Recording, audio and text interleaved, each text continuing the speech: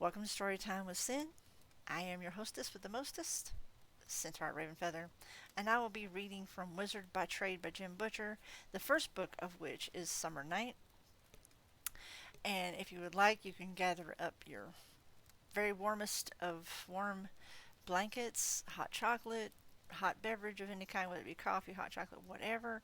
Or if you live in a climate where it's not so cold, feel free to pull up a fan and make pretend. Because this is where we have our nice little cozy session per week. Also, too, just as a PSA, all most sound alerts and intro music and things of that nature is suspended for this scene. However, Twitch does still allow follows, subscriptions, etc. So, if you are planning on following or have already followed and plan on subscribing, please hold off until we change to the gaming portion of the stream. I would really appreciate it. Also, blurps and Tangea will not work on the screen either, so please hold on to your channel points until after that. Thank you so much, and we appreciate your business. Alright, so, and for those of you that have seen my, uh, or listened to my book streams before, you also know that I am not one to just read blank pages and read like I am reading in high school. I try to put as much emphasis, and caricature into these lines as much as I can. So hopefully it's at least an interesting read. I usually go for about 2 hours, 2.5 hours, and then we swap over to a game.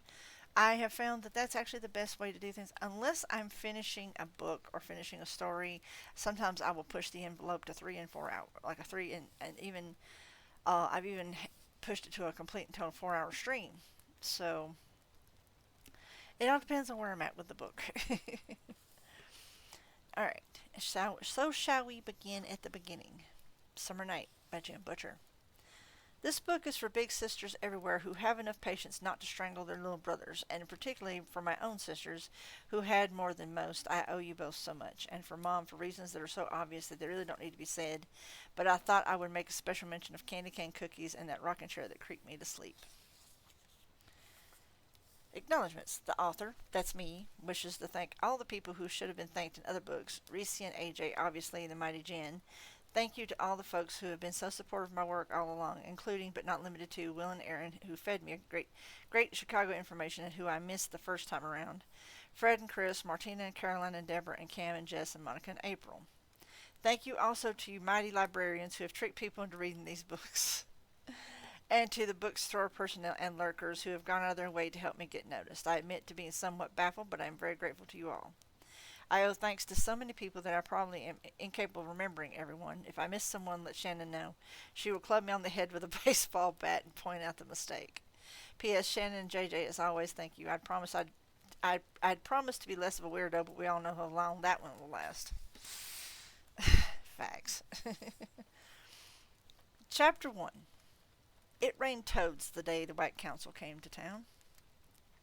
I got out of the Blue Beetle, my beat-up old Volkswagen Bug, and squinted against the midsummer sunlight. Lake Meadow Park lies a bit south of Chicago's Loop, a long sprint from Lake Michigan's shores. Even in heat like we'd had lately, the park would normally be crowded with people. Today was deserted, but for an old lady with a shopping cart and a long coat tottering around the park. It wasn't yet noon, and my sweats and t-shirt were too hot for the weather. Bear with me 1 second. I'm actually going to do something right quick. I'm actually going to pull this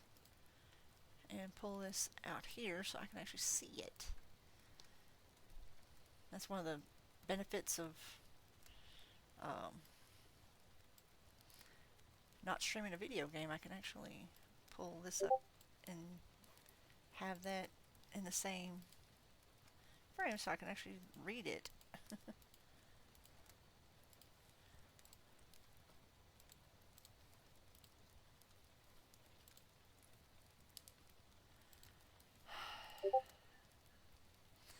Okay, now I can actually see both sides. By the way, for those of you in YouTube, I apologize. I don't have any real notifications or anything of that nature. So just try to bear with me with that. I'm still trying to learn how to do things.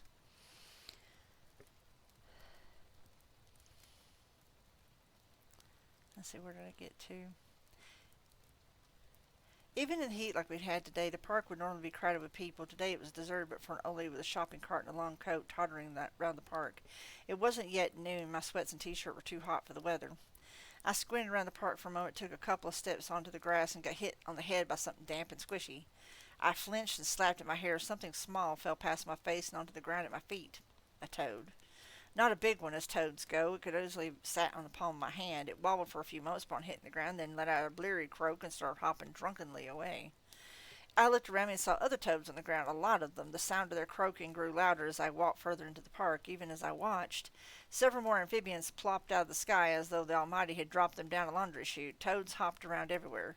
They didn't carpet the ground, but you couldn't possibly miss them. Every moment or so you'd hear the thump of another one landing. Their croaking sounded vaguely like the speech chatter of a crowded room. "Weird, huh?" said an eager voice. I looked up to see a short young man with broad shoulders and a confident walk coming toward me. Billy the werewolf wore sweatpants and a plain dark t-shirt. A year or two ago, the outfit would have concealed the 40 or 50 extra pounds he'd been carrying. Now they concealed all the muscle he had traded in for. He stuck out his hand, smiling. "What did I tell you, Harry?" "Billy," I responded. He crunched down hard as I shook his hand. Or maybe he was just that much stronger. "How's the werewolf biz?" "Getting interesting," he said. "We've run into a lot of odd things lately when we've been out patrolling like this." He gestured at the park. Another toad from the sky fell from the sky several feet away. "That's why we call it the wizard." "Patrolling? Holy vigilantes, Batman. Any of the normals been here?" "No, except from some meteorological guys from the university. They said they were having tornadoes in Louisiana or something, and that the storms must have thrown the toads here." I snorted. "You'd think its magic would be easier to swallow than that." Billy grinned. "Don't worry, I'm sure someone will come along and declare it a hoax before long." "Uh-huh." I turned back to the beetle and popped the hood to rummage in the Ford storage compartment. I came out with a nylon backpack and dragged a couple of small cloth sacks out of it. I threw one to Billy. "Grab a couple of toads and pitch them in there for me." He caught the bag and frowned. "Why?" "So I can make sure they're real." Billy lifted his eyebrows. "You think they're not?" I squinted at him. "Look, Billy, just do it. I haven't slept. I can't remember the last time I ate a hot meal, and I've got a lot to do before tonight." "But why wouldn't they be real? They look real." I blew out a breath and tried to keep my temper. It had been short lately. "They could look real and feel real, but it's possible that they're just constructs made out of the material of the Never Never and animated by magic. I hope they are." "Why?" "Because all that would mean is that some fairy got bored and played a trick. They do that sometimes." "Okay, but if they're real?" "If they're real, it means something is out of whack." "What kind of out of whack?" "The serious kind, holes in the fabric of reality." "And that would be bad?" I eyed him. "Billy, yeah, that would be bad. It would mean something big was going down." "But what if—" My temper flared. "I don't have the time or the inclination to teach a class today. Shut the hell up." He lifted a hand in a pacifying gesture. "Okay, man, whatever." He fell into step beside me and started picking up toads as we walked across the park. So it's good to see you, Harry. Me and the gang were wondering if you wanted to come by this weekend and do some socializing." I scooped up a toad of my own and eyed him dubiously. "Doing what?" He grinned at me. "Playing Arcanos, man. The campaign is getting really fun." "Role-playing games." I made a monosyllabic sound. The old lady with the shopping cart wandered past us, the wheels of the cart squeaking and wobbling. "Seriously, it's great," he insisted. "We're storming the fortress of Lord Malachio, except we have to do it in disguise in the dead of night so that the Council of Truth won't know who the vigilantes who brought him down were. There's spells and demons and dragons and everything. Interested?" Sounds too much like work." Billy let out a snort. "Harry, look, I know this whole vampire war thing has you jumpy and grouchy, but you've been lurking in your basement way too much lately." "What vampire war?" Billy rolled his eyes. "Word gets around, Harry. I know that the Red Court of the Vampires declared war on the wizards after you burned down Bianca's place last fall. I know they tried to kill you a couple times since then. I even know that the Wizards' White Council is coming to town sometime soon to figure out what to do." I glowered at him. "What White Council?" "It's not a good time for you to be turning into a hermit, Harry. I mean, look at you. When was the last time you shaved, had a shower, a haircut, got out to do your laundry?" I lifted a hand, scratched the wiry growth of beard on my face. I've been out plenty of times." Billy snagged the other toad. "Like when?" "I went to that football game with you and the Alphas." "Yeah, in January, Dresden. It's June." Billy glanced up at my face and frowned. People are worried about you. I mean, I know you've been working on some project or something, but this whole unwashed wild man look just isn't you. I stooped and grabbed a toad. You don't know what you're talking about. I know better than you think, he said. It's about Susan, right? Something happened to her last fall, something you're trying to undo, maybe something the vampires did. That's why she left town.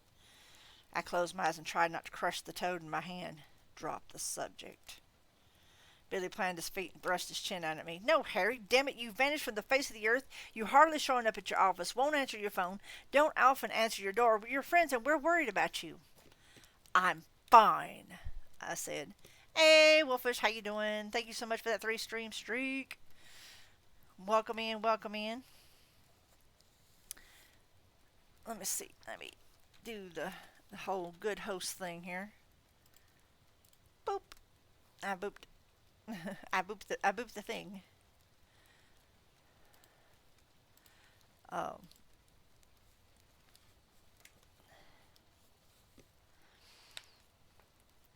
You're a lousy liar. Word is that Reds are bringing more muscle into town. That they're offering their groupies full vampirehood if one of them brings you down. Hell's bells, I muttered. My head started to ache. It isn't a good time for you to be outside by yourself, even during daylight. I don't need a babysitter, Billy. Harry, I know you better than most. I know you can do stuff that other people can't, but that doesn't make you Superman. Everyone needs help sometimes. Not me. Not now. I stuffed the toad in my sack and picked up another. I don't have time for it. Oh, that reminds me. Billy drew a folded piece of paper out of the pocket of his sweats and read it. You've got an appointment with a client at 3. I blinked at him. What? I dropped by your office and checked your messages, and Miss Somerset was trying to reach you, so I called her and set up the appointment for you. I felt my temper rising again. You did what? His expression turned annoyed. I checked your mail, too. The landlord for the office dropped off your eviction notice. If you don't have him paid off in a week, he's booting you out. What the hell gives you the right to go poking around in my office, Billy, or calling my clients? He took a step in front of me, glaring. I had to focus on his nose to avoid risking of looking in his eyes. Get off the high horse, Harry. I'm your freaking friend. You've been spending all your time hiding in your apartment. You should be happy I'm helping you save your business. You damn right it's my business, I spat. The shopping cart lady circled past in my peripheral vision, cartwheels squeaking as she walked behind me. Mine, as in none of yours. He thrust out his jaw. Fine. How about you just crawl back into your cave until they evict you from that, too? He spread his hands. Good God, man. I don't need to be a wizard to see when someone's in a downward spiral. You're hurting. You need help. I jabbed a finger into his chest. No, Billy, I don't need more help. I don't need to be babysitting a bunch of kids who think because they learned one trick they're ready to be the Lone Ranger with fangs and a tail. I don't need to be worried about the vamps targeting the people around me when they can't get to me. I don't need to be second-guessing myself, wondering who else is going to get hurt because I dropped the ball. I reached down and snatched up the toad, jerking the cloth back from Billy's hands on the way back up. I don't need you. Naturally, the hit went down right then. It wasn't subtle, as attempted assassinations go. An engine roared and a black compact pickup truck jumped the curb into the park 50 yards away. It jounced and slewed to one side, tires digging at furs in the sun-baked grass. A pair of men clung to a roll bar in the back of the truck. They were dressed all in black, complete with black sunglasses over black ski masks, and their guns matched automatic weapons in the mini Uzi tradition. Get back, I shouted. With my right hand, I grabbed at Billy and shoved him behind me. With my left, I shook out the bracelet on my wrist, hung with a row of tiny medieval-style shields. I lifted my hand toward the truck and drew in my wheel, focusing it with the bracelet into a sudden transparent, shimmering half-globe that spread out between me and the oncoming truck. The truck ground to a halt. The 2 gunmen didn't wait for it to settle. With all the fire discipline of an action movie extra, they pointed their guns more or less at me and emptied their clips into one roaring burst. Sparks flew from the shield in front of me, and bullets whined and hissed in every direction as they ricocheted. My bracelet grew uncomfortably warm within a second or two, the energy of the shield taxing the focus to its limit. I tried to angle the shield to deflect the shots up into the air as much as possible. God only knew where all those bullets were going. I just hoped that they wouldn't bounce through a nearby car or some other passerby. The guns clicked empty. With a jerky, unprofessional motions, both gunmen began to reload. Harry, Billy shouted. Not now, but... I lowered the shield and lifted my right hand, the side that projects energy. The silver ring I wore on my index finger had been enchanted to save back a little kinetic energy whenever my arm moved. I hadn't used the ring in months, and it had a whale of a kick to it. One I hardly dared to use on the gunmen. That much force could kill one of them, and that would be basically the same as letting them fill me full of bullets. It would take just it would just take a little longer to set in. The White Council did not take kindly to anyone violating the first law of magic, thou shalt not kill. I'd slipped it once in a technicality, but it wouldn't happen again. I gritted my teeth, focused my shot just to one side of the gunman, and triggered the ring. Raw force, unseen but tangible, lashed through the air and caught the first gunman with a glancing blow across his upper body. His automatic slammed against his chest, and the impact tore the sunglasses off his head and shredded bits of his clothes, even as it flung him back and out of the pickup to land somewhere on the ground on the other side. The second gunman got less of the blast. What did hit him struck against his shoulder and head. He held onto his gun but lost the sunglasses, and they took the ski mask with them, revealing him to be a plain-looking boy who couldn't have been old enough to vote. He blinked against the sudden light and resumed his fumbling reload.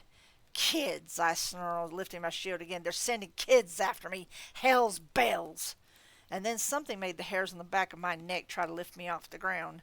As the kid with the gun started shooting again, I glanced back over my shoulder.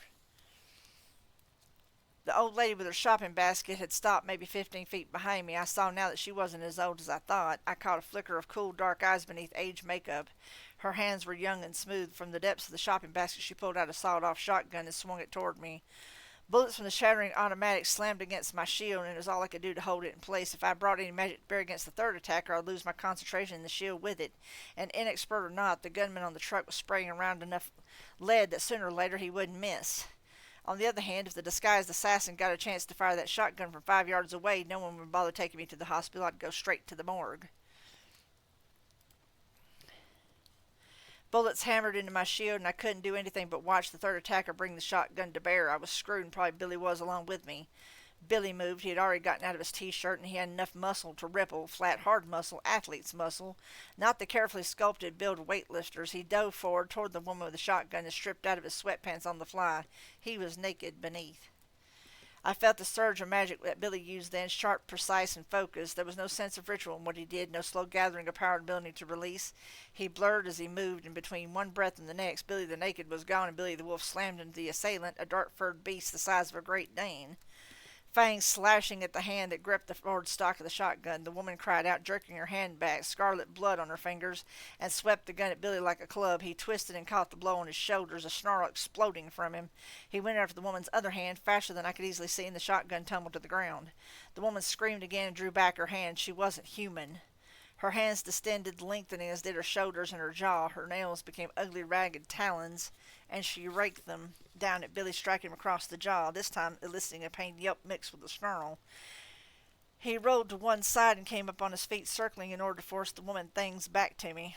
The gunman in the truck clicked on empty again. I dropped the shield and hurled myself forward, diving to grip the shotgun. I came up with it and shouted, "Billy, move!" The wolf darted to one side, and the woman whipped around to face me, her distorted features furious, mouth drooling around tusk-like fangs. I pointed the gun at her belly and pulled the trigger. The gun roared and bucked, slamming hard against my shoulder, 10-gauge maybe, or slug rounds. The woman doubled over, letting out a shriek, and stumbled backward to the ground. She wasn't down long. She almost bounced back to her feet. Scarlet splashed all over her rag of her dress, her face wholly inhuman now. She sprinted past me to the truck and leapt onto the back. The gunman hauled his partner back into the truck with him, and the driver gunned the engine. The truck threw out some turf before it dug in, jounced back across onto the street, and whipped away into the traffic.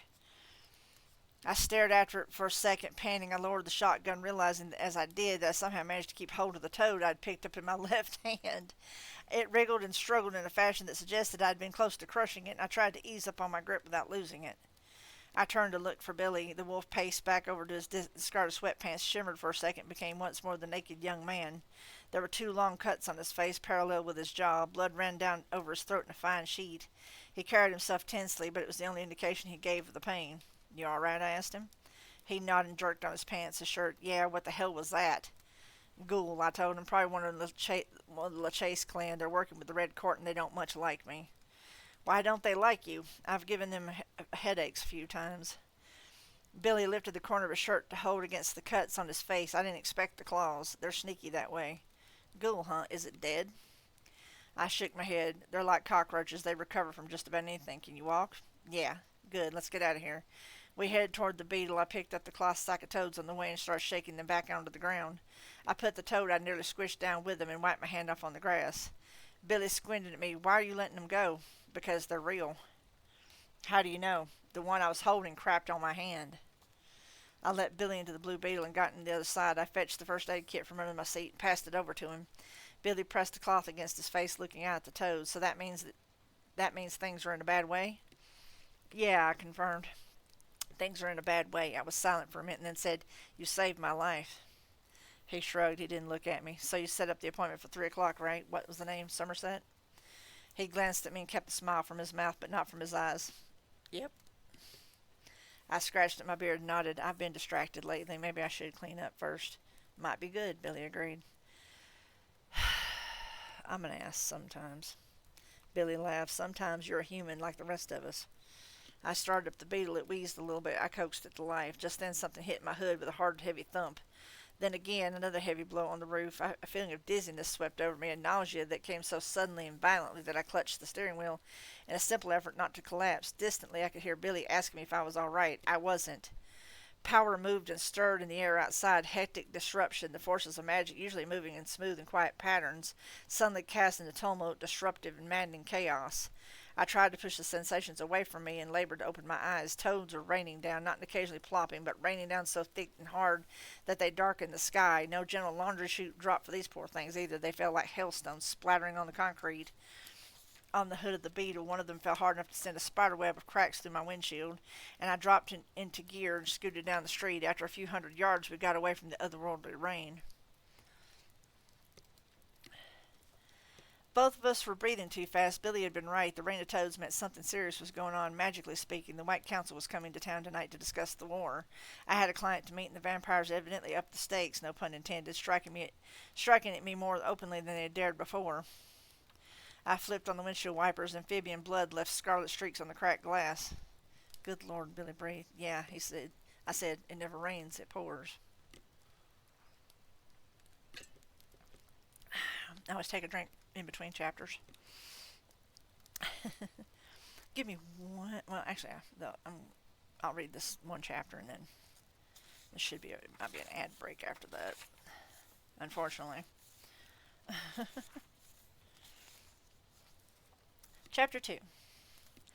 I dropped Billy off at his apartment near campus. I didn't think the ghoul would be filing a police report, but I wiped down the shotgun anyway. Billy wrapped it in a towel I had in the back seat of the Beetle and took it with him, promising to dispose of the weapon. His girlfriend, Georgia, a willowy girl a foot taller than him, waited on the apartment's balcony in dark shorts and a scarlet bikini top, displaying a generous amount of impressively sun-bronzed skin in a manner far more confident and appealing than I would have guessed from her a year before. My, how the kids have grown. The moment Billy got out of the car, Georgia looked up sharply from her book and her nostrils flared. She headed into the house and met him at the door with the first aid kit. She glanced at the car, her expression worried, nodded to me. I waved back, trying to look friendly. From Georgia's expression, I hadn't managed better than surly. They went to the apartment and I pulled away before anyone could come out to socialize with me. After a minute, I pulled over, killed the engine, and squinted up at myself in the rearview mirror of the Beetle. It came as a shock to me. I know that sounds stupid, but I don't keep mirrors in my home. Too many things can use mirrors as windows, even doors. It was a risk I preferred to skip entirely. I hadn't glanced in a mirror in weeks. I looked like a train wreck. More so than usual, I mean. My features were usually kind of long, lean, all sharp angles. I've got almost black hair to go with the dark eyes. Now I had gray and purplish circles under them, deep ones. The lines of my face, where they weren't covered by several months of untrimmed beard, looked as sharp as the edges of a business card. My hair had grown out long and shaggy, not in that sexy young rock star kind of way, but in that time to take Rover to the groomer kind of way. It didn't even have the advantage of being symmetrical, since a big chunk had been burned short in one spot when a small incendiary had been smuggled to me in a pizza delivery box, back when I could still afford to order pizza. My skin was pale, pasty even. I looked like death warmed over, provided someone had made death run the Boston Marathon. I looked tired, burned out, and used up. I sat back in my seat. I hate it when I'm wrong, but it looked like maybe Billy and the Werewolves, Stars and Stones, that sound like a bad rock band, had a point. I tried to think of the last time I'd gotten a haircut, a shave. I'd had a shower last week, hadn't I? I mopped at my face with my shaking hands. The days and nights had been blurring lately. I'd spent my time in the lab under my apartment researching 24/7. The lab was in the sub-basement, all damp stone and no windows. Circadian rhythms, bah! I'd pretty much dispensed with any day and night. I had pretty much dispensed with day and night. There was too much to think about to pay attention to such trivial details. About 9 months before, I'd gotten my girlfriend nearly killed, maybe more than killed. Susan Rodriguez had been a reporter for the yellow journal called the Midwestern Arcane when we met. She was one of the few people around who were willing to accept the idea of the supernatural as factual reality. She'd clawed for every detail, every story, every ounce of proof she could dig up so she could try to raise the public consciousness on the matter. To that end, she followed me to a vampire shindig, and the monsters got her. Billy had been right about that too. The vampires, the Red Court, had changed her. Maybe it would be more accurate to say they infected her, though she was still human, technically. She had been given their macabre thirst. If she ever sated it, she would turn all the way into one of them. Some part of her would die and she would be one of the monsters, body and soul. That's why the research. I'd been looking for some way to help her to create a vaccine, to purge her body, something, anything. I had asked her to marry me. She told me no, then she left town. I read her syndicated column in the Arcane. She must have been mailing them into her editor, so at least I knew she was alive. She'd asked me not to follow her, and I hadn't. I wouldn't until I could figure out a way to get her out of the mess I'd gotten her into. There had to be something I could do. Had to be. There had to be. I bowed my head, suddenly grimacing so hard that the muscles of my face cramped, ached, and smoldered. My chest felt tight, and my body seemed to burn with useless, impotent flame. I'm a wizard, and I should have been able to protect Susan, should have been able to save her, should have been able to help her, should have been smarter, should have been faster, should have been better.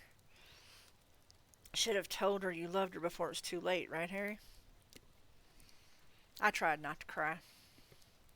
I willed myself not to with all my years of training, experience, and self-discipline. It would accomplish nothing. It wouldn't put me anywhere closer to finding a cure for Susan. I was so damn tired. I left my face in my hands. I didn't want someone walking by to see me bawling. It took a long time to get myself back under control. I'm not sure how long it was, but the shadows had changed, and I was baking in the car even with the windows down. It occurred to me that it was stupid to be sitting there on the street for more vampire thugs to come and find, plain as day. I was tired, dirty, and hungry, but I didn't have the cash to get anything to eat, and by the sun, I didn't have time to go back to the apartment for soup. Not if I was to keep my appointment with Miss Somerset, and I needed that appointment. Billy had been right about that, too. If I didn't start earning my keep again, I would lose the office and the apartment. I wouldn't get much magical research done from a cardboard box in an alley. Time to get moving, then. I raked my fingers uselessly through my mop of hair and headed for my office. A passing clock told me that I was already a couple minutes late for the appointment. Between that and my appearance, boy, was I going to wow the client. This day just keeps getting better. My office is in a building in Midtown. It isn't so much of a building, but it looked too good for me that day. It still looked too good for me that day. I got a glare from the aging security guard downstairs and felt lucky he recognized me from my previous encounters. A new guy would probably give me the bum's rush without blinking. I nodded at the guard and smiled and tried to look very businesslike.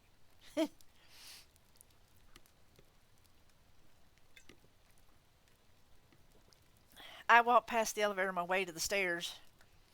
There was a sign on it that said it was under repair. The elevator hadn't been quite since the elevator hadn't ever been quite the same since a giant scorpion had torn into one of the cars and someone had thrown the elevator up to the top of its chute with a torrent of wind in order to smash the big bug against the roof. The resulting fall had sent the car plummeting all the way back to the ground floor and wreaked havoc with the building in general, raising everyone's rents. Or that's what I've heard anyway. Don't look at me like that. It could have been something else. Could have been someone else. Okay, maybe not the orthodontist on 4, the psychiatrist on 6, probably not the insurance office on 7, or the accountant on 9 either. Maybe not the lawyers on the top floor, maybe, but it isn't always me when something goes catastrophically wrong. Anyway, no one can prove anything.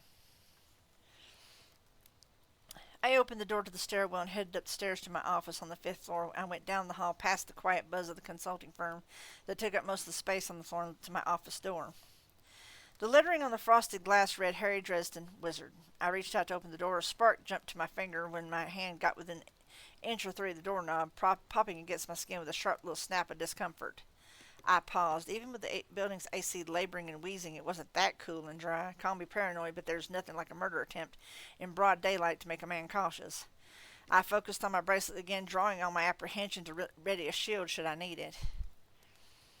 With the other hand, I pushed open the door to my office. My office is usually pretty tidy, or in any case, I didn't remember it being quite as sloppy as it looked now. Given how little I'd been there lately, it seemed unfair that it should have gotten that bad. By the table by the door, where I kept a bunch of flowers with tiles like magic for dummies and I'm a wizard, asked me how, sat crookedly against the wall. The flowers were scattered carelessly over its surface and onto the floor. I could smell the faintest stink of long burnt coffee. I must have left it on. Oops. My desk had a similar fungus coating of loose papers, and several drawers of my filing cabinet stood open with files stacked upon the cabinets or thrust sideways into their places so that they stood up out of the drawers. My ceiling fan whirled woozily, clicking on every rotation. Someone had evidently tried to straighten things up. My mail sat neatly stacked in three different piles. Both metal trash cans were suspiciously empty. Billy and company, then. In the ruins of my office stood a woman with the kind of beauty that makes men murder friends and start wars. She stood by my desk with her arms folded, facing the door, hips cocked to one side, her expression skeptical. She had white hair, not white blonde, not platinum, white as snow, white as the finest marble, bound up like a captured cloud to bear the lines of her slender throat. I don't know how her skin managed to look pale beside that hair, but it did. Her lips were the color of frozen mulberries, almost shocking in a smooth and lovely face, and her oblique eyes were a deep green that tended to blue when she tilted her head and looked me over. She wasn't old, wasn't young, wasn't anything but stunning. I tried to keep my jaw from hitting the floor and forced my brain to start doing something by taking stock of her wardrobe. She wore a woman's suit of charcoal gray, the cut immaculate, the skirt showed exactly enough leg to make it hard not to look, and her dark pumps had heels just high enough to give you ideas. She wore a bone-white V-neck beneath her jacket, the neckline dipping just low enough to make me want to be watching if she took a deep breath. Opals set in silver flashed on her ears and her throat, glittering through the array of colors I wouldn't have expected from opals, too many scarlets and violets and deep blues. Her nails had somehow been lacquered in the same opalescence. I caught the scent of her perfume, something wild and rich, heavy and sweet like orchids. My heart sped up, and the testosterone-oriented part of my brain wished I'd been able to bathe or shave, or at least that I hadn't worn sweatpants. Her mouth quirked into a smile, and she arched one pale brow, saying nothing, letting me gawk. One thing was certain: no woman like that would have anything less than money. Lots of money. Money I could use to pay the rent, buy groceries, and maybe even splurge a little and get a wheelbarrow to help with cleaning my apartment. I only hesitated for a heartbeat, wondering if this is proper for a full-fledged wizard of the White Council to be that interested in cash. I made up my mind fast. Okay, we've got an ad break going on right now. I am going to pause there for just a moment so you don't miss anything. I do apologize. For those of you on YouTube, just bear with us for about a little less than 2 minutes. I am going to be checking out a few things.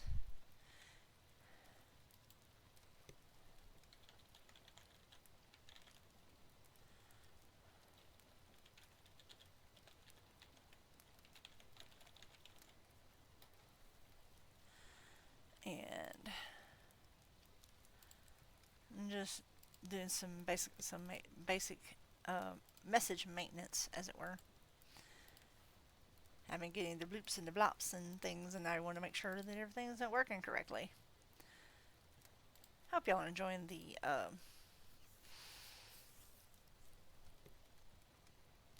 reading portion of our of the stream today. I hate that I have to pause like this in the middle of a chapter, but I don't like to read during ad breaks because I don't want anybody to miss out on anything. For those of you on YouTube that don't have the ad break, I do deeply apologize. And by the way, if you haven't already followed me on YouTube, let me do the self-promotional thing. There, that link is like, share, and subscribe, and all that good stuff. I'm so not used to self-promotion. I'm sorry. um, kind of, yeah, it makes me bashful. It makes me bashful to self-promote. But I'm trying my best to do so. And yes, you might notice that I do have a PNG stand-in for myself in most cases, especially when it comes to like reading. I like for the literature to stand for itself, and I usually don't like to overshadow it with anything. Um, Although I will say this, my current PNG model is actually fairly nicely looking. I'm hoping to look like that someday. Uh, I'm working on it, guys. I promise.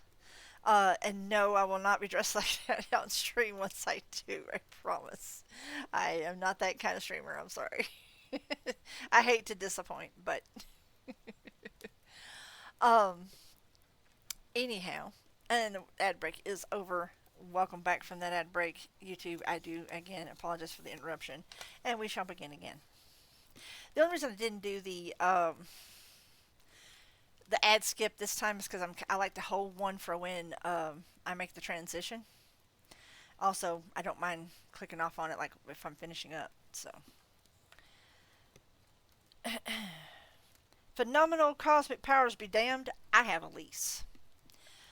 Miss Somerset, I presume. I managed finally. No one can do suave like me. If I was careful, I should be able to trip over something and complete the image. I'm Harry Dresden. I believe you're late, she replied. Somerset had a voice like her outfit, rich, suggestive, and cultured.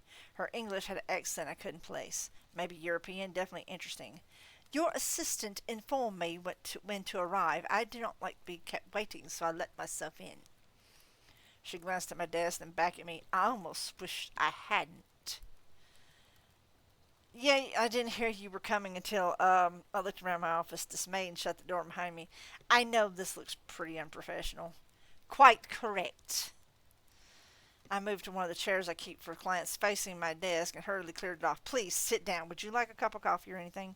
Sounds sounds less than sanitary. Why should I take the risk?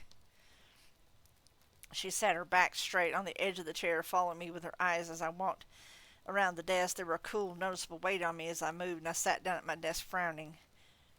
Are you the kind who takes chances? I like to hedge my bets, she murmured. You, for example, Mr. Dresden, I have come here today to decide whether or not I shall gamble a great deal upon your abilities. She paused, then added, Thus far you have made less than a sterling impression. I rested my elbows on my desk and steepled my fingers. Yeah, I know that all this probably makes me look like a desperate man, she suggested. Someone who is clearly obsessed with other matters. She nodded toward the stacks of envelopes on my desk. One who is shortly to lose his place of business if he does not pay his debts. I think you need the work. She began to rise. And if you lack the ability to take care of such minor matters, I doubt you will be of any use to me. Wait, I said, rising. Please, at least let me hear you out. If it turns out that I think I can help you. She lifted her chin and interrupted me effortlessly. But that isn't the question, is it? She asked. The question is whether or not I think you can help me. You have shown nothing to make me think that you could. She paused, sitting back down again. And yet, I sat back down across from her. Yet, I have heard things, Mr. Dresden, about people with your abilities, about the ability to look into their eyes. I tilted my head. I wouldn't call it an ability, it just happens. Yet you are able to see within them. You call it a soul gaze, do you not? I nodded wearily and started adding together lots of small bits and pieces. Yes. Revealing their true nature, seeing the truth about the person upon whom you look. And they see me back, yes. She smiled, cool and lovely. Then let us look upon one another, Mr. Dresden, you and I. Then I will know if you can be of any use to me. Surely it will cost me nothing. I wouldn't be so sure. It's the sort of thing that stays with you. Like an appendectomy scar or baldness. When you look on someone's soul, you don't forget it, not ever. I didn't like the direction this was going. I don't think that would be a good idea. But why not, she pressed. It won't take long, will it, Mr. Dresden? That's not really the issue. Her mouth firmed into a line. I see. Then if you will excuse me. This time I interrupted her. Miss Somerset, I think you may have made a mistake in your estimations. Her eyes glittered, anger showing for a moment, cool and far away. Oh? I nodded. I opened the drawer to my desk and took out a pad and paper. Yeah, I've had a rough time with things lately. You can't possibly know how little that matters to me. I drew out a pen, took off the lid, set it down beside the pad. Uh-huh. Then you come in here, rich, gorgeous, kind of too good to be true. And, she inquired. Too good to be true, I repeated. I drew the .44 caliber revolver from the desk drawer, leveled it at her, and thumbed back the hammer. Call me crazy, but lately I've been thinking that if something's too good to be true, then it probably isn't. Put your hands on the desk, please. Her eyebrows arched, those gorgeous eyes widened enough to show the whites all the way around them. She moved her hands, swallowing as she did, and laid her palms on the desk. "What do you think you're doing?" she demanded. "I'm testing a theory," I said. I kept the gun and my eyes on her and opened another drawer. "See, lately I've been getting nasty visitors. So it made me do some thinking about what kind of trouble to expect, and I think I've got you pegged." "I don't know what you're talking about, Mr. Dresden, but I am certain—" "Save it!" I rummaged in a drawer and found one I needed. A moment later I lifted a plain old nail of simple metal out of the drawer and put it on the desk. "What's that?" she all but whispered. "Litmus test," I said. Then I flicked the nail gently with one finger and sent it rolling across the surface of my desk and toward her perfectly manicured hands. She didn't move until a split second before the nail touched her, but then she did, a blur of motion that took her 2 long strides back from my desk and knocked over the chair she'd been sitting on. The nail rolled off the edge of the desk and fell to the floor with a clink. "Iron," I said. "Cold iron. Fairies don't like it." The expression drained from her face. One moment there had been arrogant conceit, haughty superiority, blithe confidence, but that simply vanished, leaving her fingers cold and lovely and remote and empty of all emotion, of anything recognizably human. "The bargain with my godmother has months yet to go," I said. "A year and a day she had to leave me alone. That was the deal. If she's trying to weasel out of it, I'm going to be upset." She regarded me in that empty silence for long moments more. It was unsettling to see a face so lovely look so wholly alien, as though something lurked behind those features that had little in common with me and did not care to make the effort to understand. That blank mask made my throat tighten, and I had to work not to let the gun in my hand shake. But then she did something that made her look even more alien, more frightening. She smiled. A slow smile, cruel as a barbed knife. When she spoke, her voice sounded just as beautiful as it had before, but it was empty, quiet, and haunting. She spoke, and it made me want to lean closer to her to hear her more clearly. "Clever," she murmured. "Yes, not too distracted to think. Just what I need." A cold shiver danced down my spine. "I don't want any trouble," I said. "Just go, and we can both pretend nothing happened." "But it has," she murmured. Just the sound of her voice made the room feel colder. "You have seen through this veil, proven your worth. How did you do it?" "Static on the doorknob," I said. "It should have been locked. You shouldn't have been able to get in here, so you must have gone through it, and you danced around my questions rather than simply answering them." Still smiling, she nodded. "Go on." "You don't have a purse. Not many women go out in a $3,000 suit and no purse." She said. "Yes, you'll do perfectly, Mr. Dresden." "I don't know what you're talking about," I said. "I'm having nothing more to do with fairies." "I don't like being called that, Mr. Dresden." "You'll get over it. Get out of my office." "You should know, Mr. Dresden, that my kind, from great to small, are bound to speak the truth."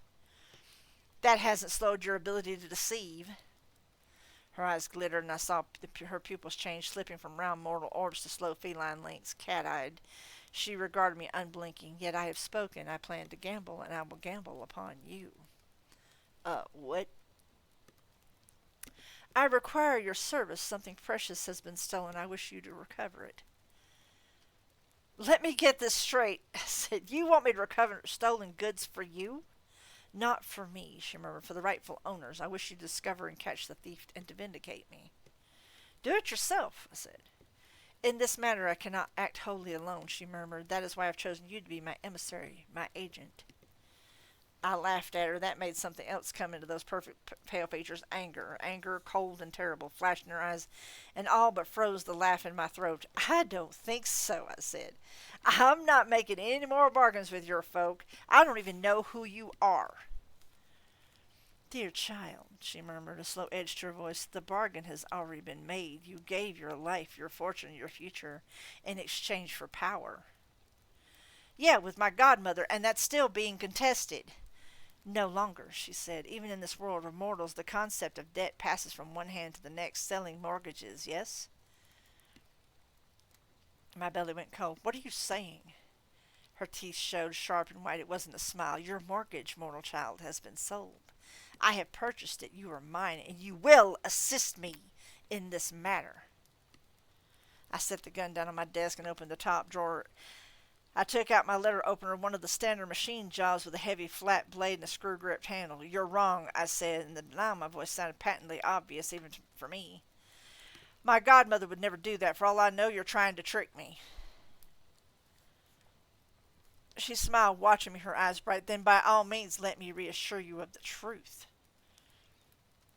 My left palm slammed down on the table. I watched, startled, as I gripped the letter opener in my right hand, slasher movie style. In a panic, I tried to hold back my hand to drop the opener, but my arms were running on automatic like they were someone else's. "Wait!" I shouted. She regarded me, cold and distant and interested. I slammed the letter opener down onto the back of my own hand, hard. My desk is a cheap one. The steel bit cleanly through the meat between my thumb and forefinger and sank into the desk, pinning me there. Pain washed up my arm even as blood started oozing out of the wound. I tried to fight it down, but I was panicked and in no condition to exert a lot of control. A whimper slipped out of me. I tried to pull the steel away to get it out of my hand, but my arm simply twisted, wrenching the letter opener counterclockwise.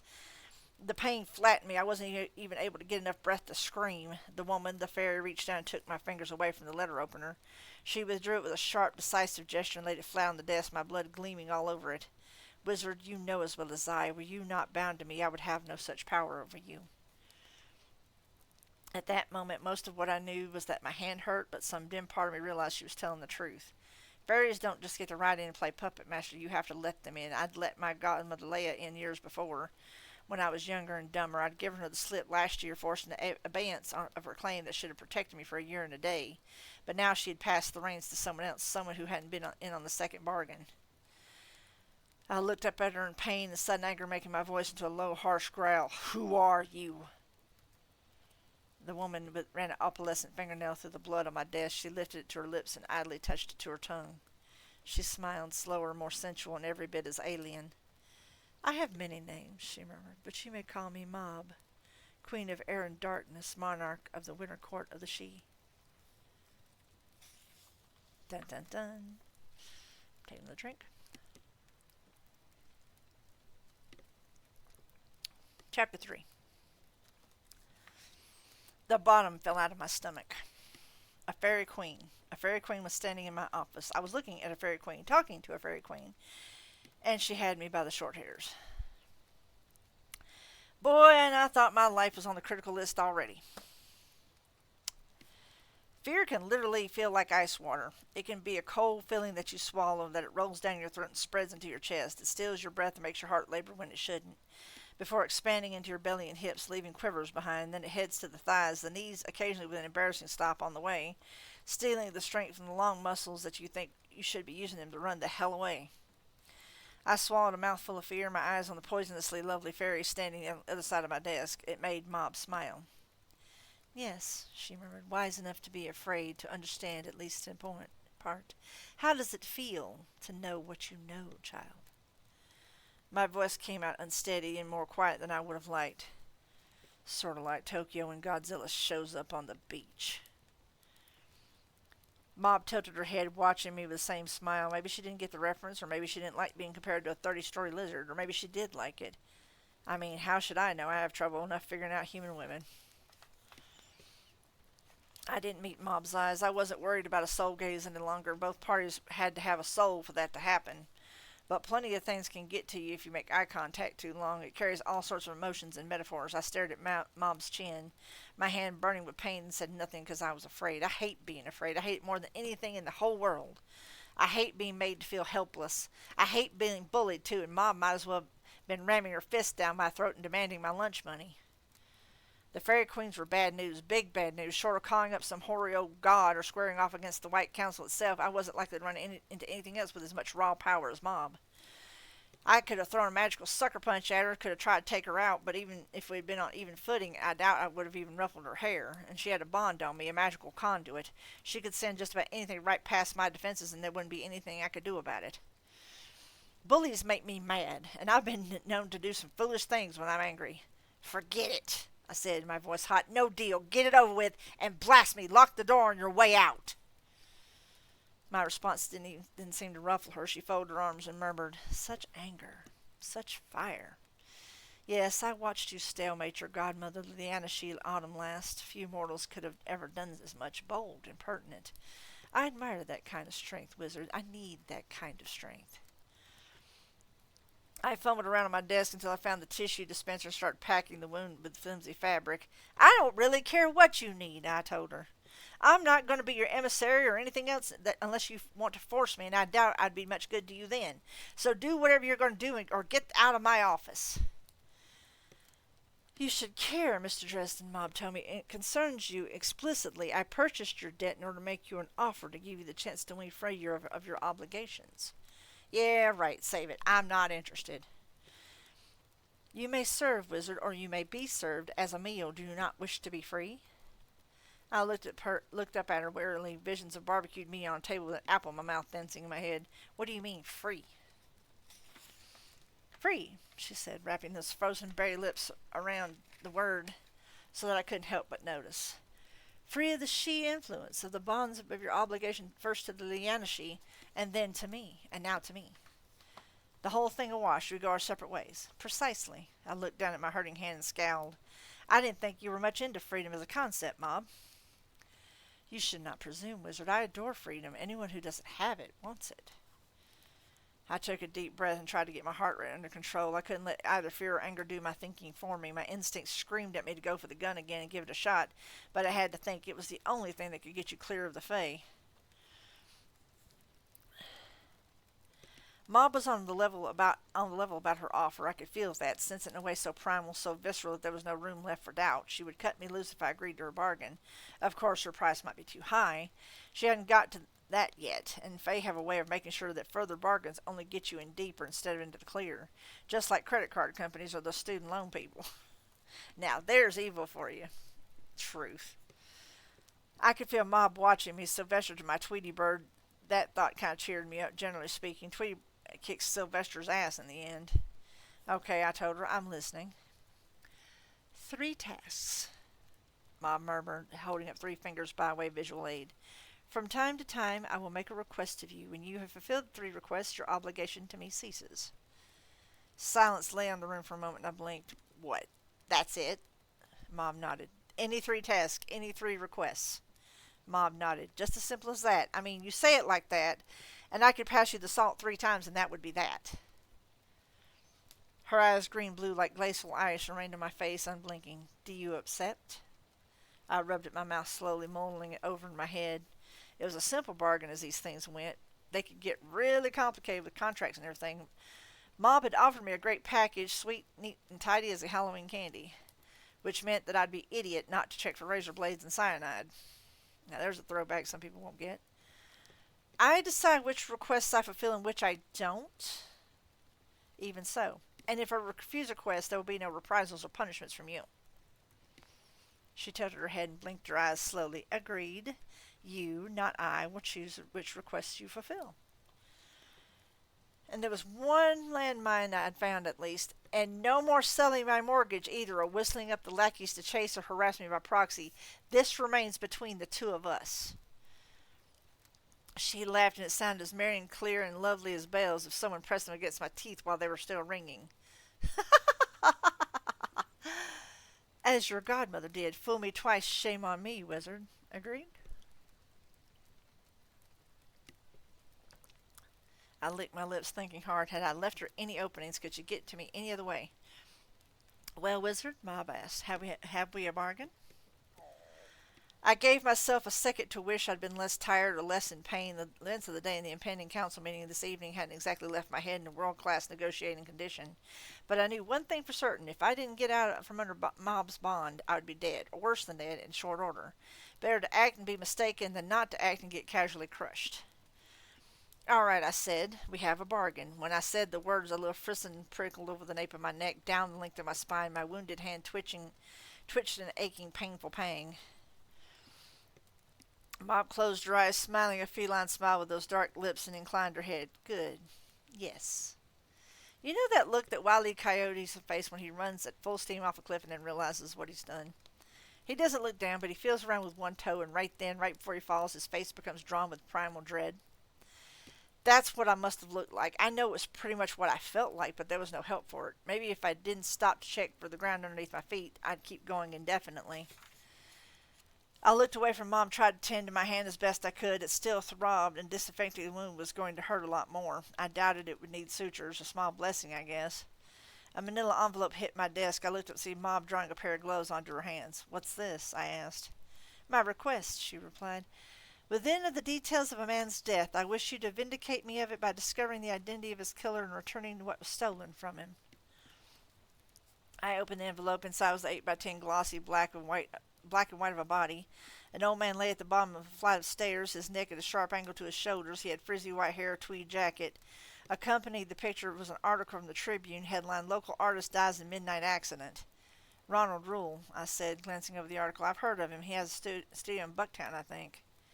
Mob nodded. "Hailed as the visionary of the American artistic culture, though I assume they used the term lightly. Creator of worlds of Creator of worlds of imagination," it says. "I guess now that he's dead, they'll say all kinds of nice things." I read over the rest of the article. "The police called it an accident." "It was not," Mob responded. I looked up at her. "How do you know?" She smiled. "And why should you care?" I asked. "It isn't like the cops are after you."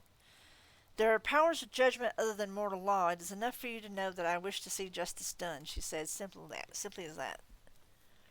"Uh-huh," I said, frowning. "You said something was stolen from him? What?" "You'll know it." I put the picture back in the envelope and left it on my desk. "I'll think about it."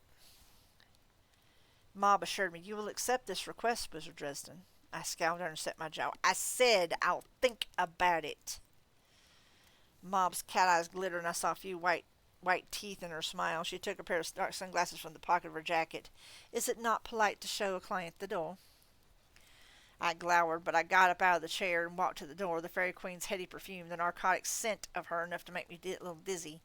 I fought it away and tried to keep my scowl in place, opening the door for her with a jerky motion. "Your hand yet pains you?" she asked. "What do you think?" Ma placed her gloved hand on my wounded one, and suddenly a spike of sheer, vicious cold shot up through the injury like a frozen scalpel before lancing at my arm, straight toward my heart. It took my breath, and I felt my heart skip a beat, too, before it labored into rhythm again. I gasped and swayed, only leaning against the door to keep me from falling down completely. "Damn it," I muttered, trying to keep my voice down. "We had a deal." "I agreed not to punish you for refusing me, Wizard. I agreed not to punish or harass you by proxy," Mob smiled. "I did that just for spite." I growled. "That isn't going to make it more likely that I take this case." "You will take it, emissary," Mob said, her voice confident. "Expect to meet your counterpart this evening." "What counterpart?" "As you are Winter's emissary in this matter, Summer 2 has sought out one to represent her interests." "I got plans tonight," I growled, "and I haven't taken the case." Mob tilted her dark green glasses down, cat eyes on mine. "Wizard, do you know the story of the fox and the scorpion?" I shook my head, looking away. "Fox and scorpion came to a brook," Mob murmured, her voice low and sweet. Wide was the water. Scorpion asked Fox for a ride on his back. Fox said, "Scorpion, will you not sting me?" Scorpion said, "If I did, it would mean the death of us both." Fox agreed, and Scorpion climbed onto his back. Fox swam, but halfway over, Scorpion struck it with his deadly sting. Fox gasped, "Fool, what you have doomed us both. Why?" "I am a scorpion," said Scorpion. "It is my nature." "That's the story," I said. "Don't quit your day job." Mob laughed, velvet ice, and it sent another shiver through me. "You will accept this case, Wizard. It is what you are. It is your nature." Then she turned and walked down the hall, aloof, reserved, and cold. I glowered after her for a minute before I shut the door. Maybe I had been shut away in my lab too long, but Spencer never mentions that the Fairy Queen has a great ass. So I notice these things, so sue me. Every time I read that, whenever I read that line, I always think of Pacino going, "He's got a great ass," you know.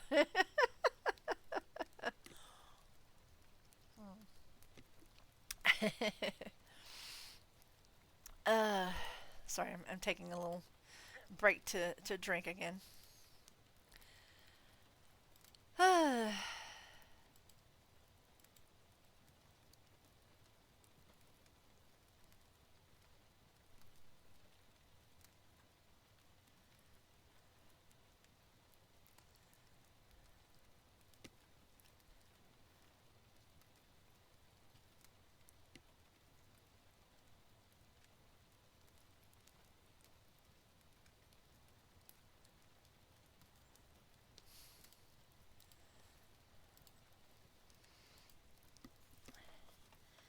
Chapter 4.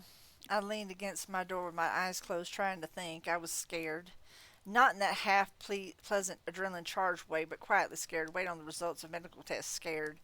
It's a sort of rational fear that puts the lawn chair down in front of your thoughts and brings a cooler of drinks along with it. I was working for the queen of the wicked of I was working for the queen of wicked fairies. Well, queen of winter of the unseelie fairies. At any rate, the unseelie weren't universally vicious and evil any more than the seelie, but the summer fae were all kind and wise. They were much like the season for which they had been named, cold, beautiful, pitiless, and entirely without remorse. Only a fool would willingly associate with them. Not that Mom had given me much of a choice, but technically speaking, there had been one. I could have turned her down flat and accepted whatever came. I chewed on my lip. Given the kind of business I was in, I hadn't felt the need to spend too much time hunting for a good retirement plan. Wizards can live a long, long time, but most of the ones that do tend to be the kind that stick at home in their study. Not many toss their gauntlets into many faces as I had.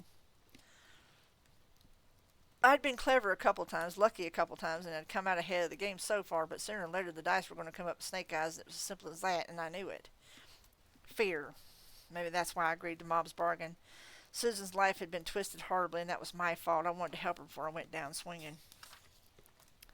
But some little voice in the back of my head told me that I was being awfully noble for someone who had flinched when push had come to shove. That little voice told me I was making excuses. Some part of me that doesn't trust much and believes in even less whispered that I simply had been afraid to say no to a being who could probably make me long for death if I denied her. Either way, it was too late for questions now. I'd made the bargain for better or worse. If I didn't want it to end badly, I'd better start figuring out how to get out of it without getting swallowed up in the fairy politics. I wouldn't do that by taking the case of Ronald Rule. I was pretty damn sure Mob wouldn't have offered it if she hadn't thought it would get me further entangled than I already was. Maybe she had me in a metaphysical arm lock, but that didn't mean I was going to jump every time she said frog. I could probably figure out something else, and besides, I had other problems on my mind. There wasn't much time to spare before the council meeting that evening, so I got my things together and got ready to leave. I paused at the door with that nagging feeling I get when I'm forgetting something. My eyes settled on my stack of unpaid bills, and I remembered money. I'd come here to get a case to make some cash to pay my bills. Now I was hip deep in trouble and heading straight out to sea, and I hadn't got a retainer or made one red cent. I swore at myself and pulled the door shut behind me. You'd think as long as I was gambling with my soul, I would have thought to get Mob to throw in $50 an hour plus expenses. I headed out to start taking care of business. Traffic in Chicago can be the usual nightmare of traffic in any large American city, but that afternoon was particularly bad. Stuck behind a wreck up ahead, the Beetle turned into an oven, and I spent a while sweating and wishing I wasn't too much of a wizard for a decent modern air conditioner to survive.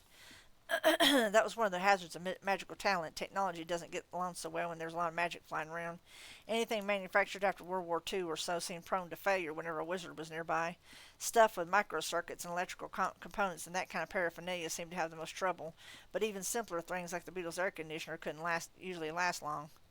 Running late, I dropped by my apartment and waded through the wreckage looking for my gear for the meeting. I couldn't find everything, and I didn't have time for a shower. The refrigerator was empty, and all I could find to eat was a half-wrapped candy bar that I'd started and never finished. I stuffed it in my pocket and then headed for the meeting of the White Council of Wizardry, where I was sure out to cut a devastating swath with my couth, hygiene, and natural grace. I pulled into the parking lot across the street from McCormick Place Complex, one of the largest convention centers in the world. The White Council had rented one of the smaller buildings for the meeting. The sun hung low, the sky growing larger and redder as it dropped toward the horizon. I parked the Beetle in the relative cool at the lowest level of the parking garage, got out of the car, and walked around to the front to open the trunk. I was shrugging into my robe when I heard a car coming in, the engine rumbling and rattling. A black 37 Ford pickup, complete with rounded fenders and wooden sides on the bed, pulled in the empty space next to mine. There wasn't any rust on the old machine. It gleamed with fresh wax. A weathered shotgun rode on top of a wooden rack against the rear wall of the passenger compartment, and in the slot beneath it sat a worn old wizard's staff. The Ford crunched to a halt with a kind of dinosaur solidity, and a moment later the engine died. The driver, a short, stocky man in a white t-shirt and blue denim overalls, opened the door and hopped down from the truck with the brisk motions of a busy man. His head was bald except for a fringe of downy white tufts and bristling white beard covered with his mouth and jowls. He slammed the door shut with thoughtless strength, grinned, and boomed, "Hoss, good to see you again." Now, see, I've got... Ebenezer's awesome. Okay, just throwing this out here right off the bat. So I'm going to have to have a good voice for him. Give me a sec.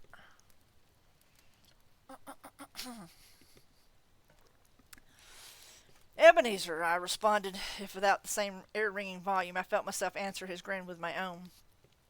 and stepped over to him to shake his offered hand. I squeezed hard purely out of self-defense.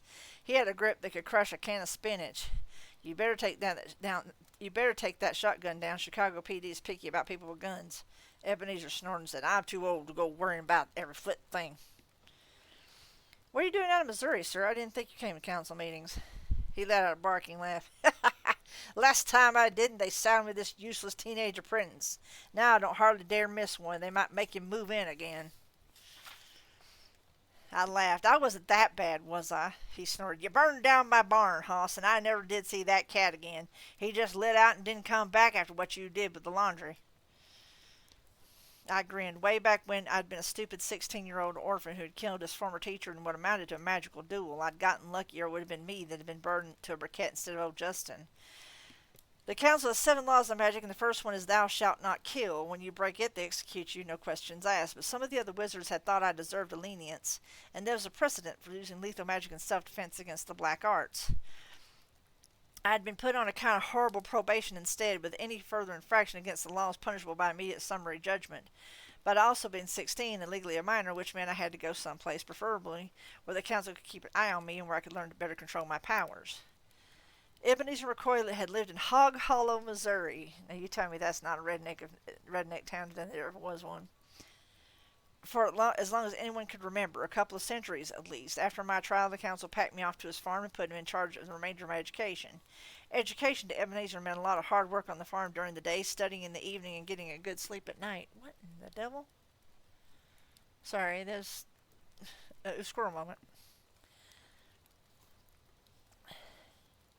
I didn't learn much magic from him, but I'd gotten some more important stuff. I'd learned about patience, about creating something, making something worthwhile out of my labor. And I'd found as much peace as a teenager could expect. It had been a good place for me then, and he'd given me the kind of respect and distance I'd needed. I would always be grateful. Ebenezer frowned past me, squinting at the beetle. I followed his gaze and realized my car looked like it had been pounded with bloody hailstones. The toad blood had dried to a dark caramel brown, except when my windshield wipers had swept it away. Ebenezer looked back at me, lifting his eyebrows. Rain of toads, I explained. Ah! He rubbed his jaw and squinted at me and then at the cloth wrapped around my hand. And that? Accident in the office. It's been a long day. Uh-huh. You know, you don't look so good, Hoss.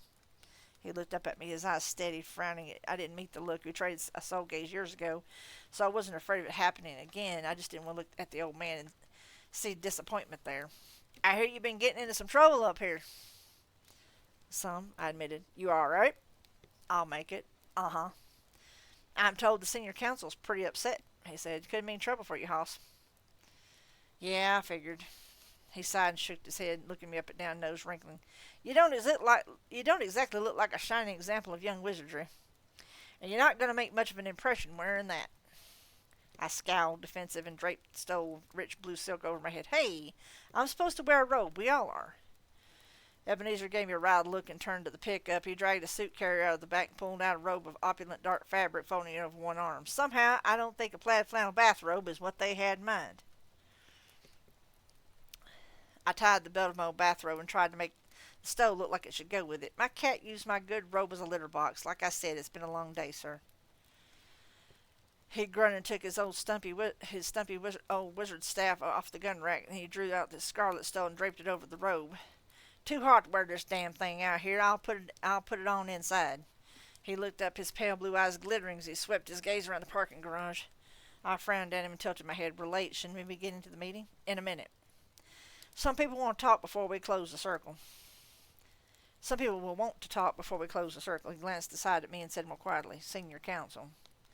I drew in a sharp breath. Why do they want to talk to us? Not us, you, because I asked them to, boy. People are scared, and if the senior council allows things to come to an open vote of the entire council, it could go badly for you. So I wanted some of them to get a chance to meet you for themselves before they started to make choices that could get you hurt. Ebenezer leaned back against his truck and folded his arms across his belly, bowing his head with his eyes squinted almost completely shut. He said nothing more. Nothing about him betrayed any tension, from the set of his bull neck and solid shoulders to the stillness of his gnarled, work-hardened hands. But I felt it in him somewhere. I said quietly, You're going out on a limb for me, aren't you? He shrugged. Some. Maybe. I felt the anger run hot in my belly and I tightened the muscles of my jaw, but I made an effort to keep my voice even. Ebenezer had been more than my teacher. He'd been my mentor at a time when I hadn't had anything else left to me. He had helped me when a lot of other people wanted to kick me while I was down, or more accurately, decapitate me while I was down. I owed him my life in more than one sense. It would be wrong of me to lose my temper no matter how tired or hurt I was. Besides, the old man could probably kick my ass. So I managed to tone down my answer down to, "What in the hell do you think you're doing, sir? I'm not your apprentice anymore. I can look out for myself." He didn't miss the anger. Guess I'm not much of a poker player. He looked up at me and said, "I'm trying to help you, boy." "I've got all the help I can stand already," I told him. "I've got vampires breathing down my neck, toads falling from the sky. I'm about to get evicted from everywhere. I'm late to the council meeting, and I'm not going to stand around out here and suck up to the members of the senior council to lobby their vote." Ebenezer thrust out his jaw, rapping his staff against the ground to emphasize his sentences. "Harry, this is not a game. The Wardens and the Merlin are dead set against you. They will move. Without supporting the senior council, you're in trouble, Halls." I shook my head and thought of Mob's glacial gaze. It can't be much more than I'm in already. "The hell it can't. They could make a sacrificial lamb of you." "They will or they won't. Either way, I'm not going to start brown-nosing the council now, senior or otherwise. Harry, I'm not saying you need to get on your knees and beg, but if you would just..." I rolled my eyes. "What? Offer a couple favors? Sell my vote to one of the blocks? Fuck that, pardon my French. I've got enough problems without..." I broke off abruptly, narrowing my eyes. "You're the last one I would expect to tell me to get involved in council politics." Ebenezer scowled at me. "Oh?" "Yeah, in fact, the last time I checked, you told me the whole swill-spouting pack of lollygagging skunk-wallows could transfer one another into clams for all you cared." "I did not say that." "Did so?" Ebenezer's face turned red. "Boy, I ought to..." "Save it," I told him. "Go ahead and punch me or whatever, but threats just aren't hitting me like they used to." Ebenezer snorted at me and slammed his staff into the concrete once more before turning and stalking several paces away. He stood there for a minute, muttering to himself. Or I thought he was muttering. After a minute, the sound resolved itself into swallowed laughter.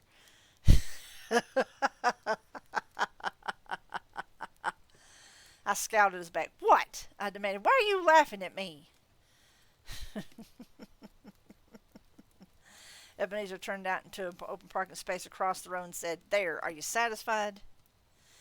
I never felt a whisper of power, not a breath of magic stirring against me. Whatever veil had been used, it was beyond anything I could have ever attempted. I'm not exactly a neurosurgeon when it comes to magic. I've had my moments, but mostly I muddle through by shoving a lot of energy into my spells until it doesn't matter half of it is slopping out, magically speaking. I'm a brawny thug and noisy as hell. This veil was good, almost perfect, completely silent, way better than I would be able to do any time in the next couple of decades. I stared in abrupt shock as it fell, and two people I hadn't sensed at all simply flickered into existence in front of me. The first was a woman better than 6 feet tall. She wore her gray hair coiled in the net at the base of her neck. She had already put on her robes of office, black silk, nearly the same color as her skin, and her purple stole echoed the gems at her throat. Her eyebrows were still dark, and she had one of them arched as she regarded Ebenezer, then me, with a completely unamused expression. When she spoke, her voice was a low, rich alto. "Lollygagging skunk wallows?" "Maddie," Ebenezer began, laughter still flavoring his words, "you know how I get when I'm talking about council politics." "Don't you Matty me, Ebenezer McCoy," she snapped. She looked past my own mentor to focus on me. "Wizard Dresden, I am less than amused with your lack of respect toward the White Council." I lifted my chin and glared down at the woman without meeting her eyes. It was a tough trick to learn, but if you're motivated enough, you can do it. "That's a coincidence. I'm not terribly amused with you spying on me." The black woman's eyes flashed, but Ebenezer cut in before either of us could gather any more steam. "Harry Dresden," he said dryly, "meet Martha Liberty." She shot him a look and said pointedly, "He's arrogant, Ebenezer. Dangerous." I snorted. "That's every wizard ever." Martha continued as if I hadn't spoken. "Bitter, angry, obsessive." Ebenezer frowned. "Seems to me he has a good reason to be. You and the rest of the senior council saw to that." Martha shook her head. "You know what he was meant to be. He's too great a risk." I snapped my fingers twice and hooked a thumb at my own chest. "Hey, lady, he's also right here." Her eyes flashed at me. "Look at him, Ebenezer. He's a wreck. Look at the destruction he's caused." Ebenezer took 2 quick, angry steps toward Martha. By challenging the Red Court when they were going to kill that young woman? No, Matty. Hoss didn't cause what's happened since. They did. I read his report. He stood up to them when they damn well needed standing up to. Martha folded her arms strong and brown against the front of her robes. The Merlin says. I know what he says, Ebenezer muttered. By now, I don't even need to hear him say it, and as usual, he's half right, half wrong, and all gutless. Martha frowned at him for a long and silent moment. Then she looked at me and asked, Do you remember me, Mr. Dresden? I shook my head. They had a hood on me all throughout the trial, and I missed the meeting Warden Morgan called a couple years back. They were taking a bullet out of my hip. I know. I never saw your face before today. She moved then, lifting a slender staff of some dark reddish wood, and walked toward me, staffs clicking with each step. I faced her, bracing myself, but she didn't try to meet my gaze. She studied my features for a long moment, and then said very quietly, You have your mother's eyes. An old pain rolled through me. I barely managed more than a whisper in response. I never knew her. No, you didn't. She lifted one wide, heavy hand and passed it through the air on each side of my head, as though smoothing my hair without touching it. Then she raked her eyes over me, staring intently at my bandaged hand. You heard. You're in a great deal of pain. It isn't bad and should heal in a few days. I'm not talking about your hand, boy. She closed her eyes and bowed her head. Her voice came heavily, slowly, as though her lips were reluctant to let the words pass them. Very well, Ebenezer. I will support you. She stepped back and away from me, back to the side of the second person who had appeared. I'd almost forgotten about him, and looking at him now, I began to see why. Somehow, when I read this to myself before, Martha Liberty didn't really have a personality, like an actual image in my head. But since watching Black Panther and all that, and the Avengers, I'm really thinking like, T'Challa's mom. Somehow, and that's where the voice comes from. It's my best Angela Bassett is best I can channel her.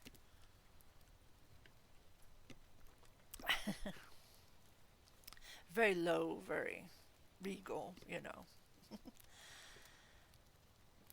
He contained a quality of stillness I could all but feel around him, easy to sense but difficult to define. His features, his bearing, everything about him blended into his background, swallowed by that stillness, patient and quiet as a stone beneath the moon and sun. He was of innocuous height, 5'8", maybe 5'9". His dark hair was plaited in a long braid, despite age that seemed his features like bronze leather under a scarlet sun, warm and worn. His eyes beneath silver brows were dark, inscrutable, intense. Eagle feathers adorned his braid. A necklace of bits of bone circled his throat, and he had a beaded bracelet wrapped around one forearm, which poked out from beneath his black robe. One weathered hand gripped a simple, uncarved staff. Hoss, Ebenezer said, This hair listens to wind. But that's always been too much of a mouthful for me, even for a genuine Illinois medicine man. I just call him Injun Joe. By the way, sorry. How, I began. Maybe some kind of irony could be found in the first part of asking how did he do, but something scratched at my foot and I left off the rest. I let out a yelp and jumped away from a flash of fur near my feet without stopping to see what it was. It'd been that kind of day. I tripped over my own staff and fell down. I scrambled over my back to put my legs between my face and whatever snarling thing that might be coming for me, drawing one foot to kick. I had needn't have bothered. A raccoon, and a fairly young one at that, stood up on its hind legs and chittered at me in annoyance, soft gray fur bristling as wildly as though it had been fit for an animal several sizes larger. The raccoon gave me what I swore was an irritated look, eyes glittering within a dark mask of fur around them, then ran over to Injun Joe's feet and clearly scaled the old man's wooden staff. It swarmed up Injun Joe's arm to perch on his shoulder, still chittering and squeaking. I managed, How do you do? The raccoon chirped again, and Injun Joe tilted his head to one side, then nodded. Good, but little brother is irritated with you. He thinks anyone with that much food should share it. I frowned and then remembered the half-eaten stale candy bar in my pocket. Oh, right, I remembered. Broke it in half, held it out to the raccoon. Peace? Little brother let out a pleased squeak and darted back down, Injun Joe's arm and staff to my hand. He snatched the candy and then retired a few feet away to eat it. When I looked up, Injun Joe stood over me, offering his hand. Little brother thanks you. He likes you. How do you do, Wizard Dresden? I took his hand and got to my feet. Thanks. Listens to wind. Ebenezer interjected Injun Joe. Injun Joe winked one grave eye at me. The redneck hillbilly doesn't read, otherwise he would know that he can't call me that anymore. Now I'm Native American Joe. I wasn't sure if I was supposed to laugh, but I did. Injun Joe nodded, dark eyes sparkling. Then he murmured, "The one you knew as Tara West sends her respects." I blinked at him. Injun Joe turned to Ebenezer and nodded, then walked slowly back to Martha's side. Ebenezer let out a satisfied grunt. "Fine, now where's the Russian? We ain't got all day." Martha's expression became remote. Injun Joe's face didn't change, but he moved his eyes to the tall wizard beside him. No one spoke, and the silence grew thick enough to choke on. Ebenezer's face went very pale, and he suddenly leaned hard on his staff. "Simon," he whispered. "Oh, no." I stepped up beside Ebenezer. "What happened?" Martha shook her head. "Simon Petrovich, senior council member, our vampire expert. He was killed less than 2 days ago. The whole compound in Archangel, Ebenezer, all of them. I'm sorry."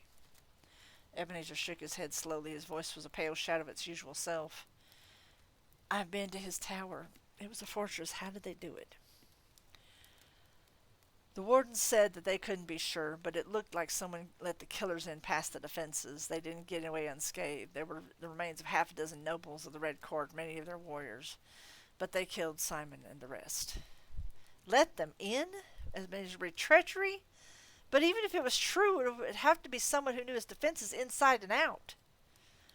Martha glanced at me, and then back at Ebenezer. Something passed between them in that look, and I couldn't tell what. "No," Ebenezer said, "that's insane. Master to student, you know what the wardens will say." "It's buffalo chips. It wouldn't even get past the senior council." "Eben," Martha said gently, "Joseph and I are the only 2 votes now. Simon is gone." Ebenezer took a blue bandana from the pocket of his overalls and rubbed it over his pate. "Damnation," he muttered. "Guts and damnation." I looked at Ebenezer, then Martha. "What?" I asked. "What does this mean?" She said, "It means, Wizard Dresden, that the Merlin and others on the council are preparing to bring allegations against you, accusing you of precipitating the war with the Red Court and placing the responsibility for a number of deaths on your head. And because Joseph and I no longer have the support of Simon and on the senior council, it means that we cannot block the Merlin from laying it to general vote." Injun Joe nodded, fingers absently resting on little brother's fur. "Many of the council are frightened, Hoss Dresden. Your enemies will use this opportunity to strike through them. Fear will drive them to vote against you." I shot Ebenezer a glance. My old mentor traded a long look with me and saw his eyes stir with uncertainty. "Hell's bells," I whispered. "I'm in trouble." I mean, as if, like, and so that had to be calculated. You just do. That had to be a calculated attack. I mean, it's just awfully funny that suddenly these vampires show up at this guy's compound and kill them all just before this happens.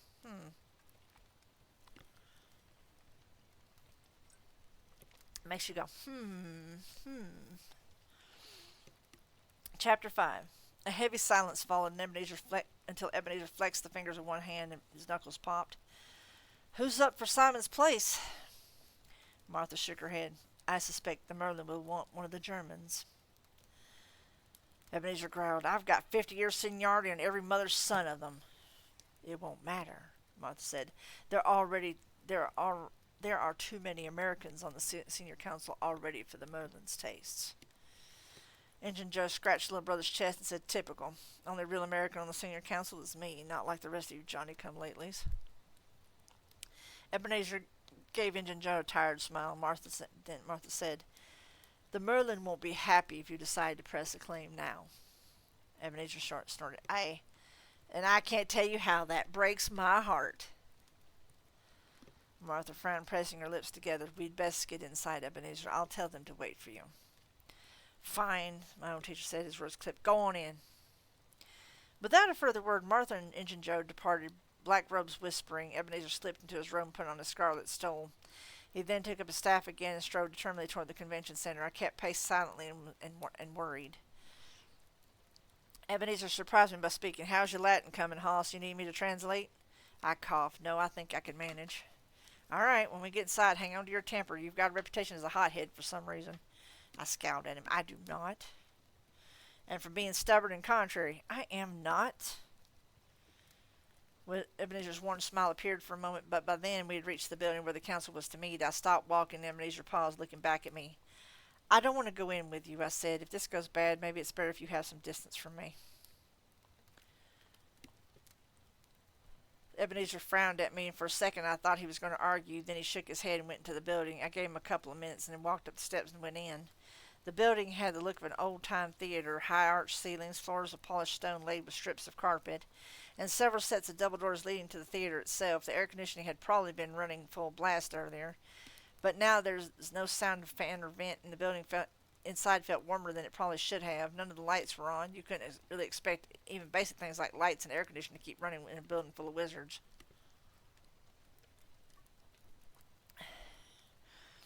All the doors leading into what was apparently an actual theater were closed except one pair, and two men wearing dark council robes, scarlet stoles, and the gray cloak of the warden stood before him.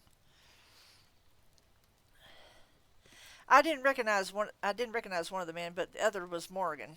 Morgan stood nearly as tall as I did, only with maybe another 100 pounds of solid working man muscle.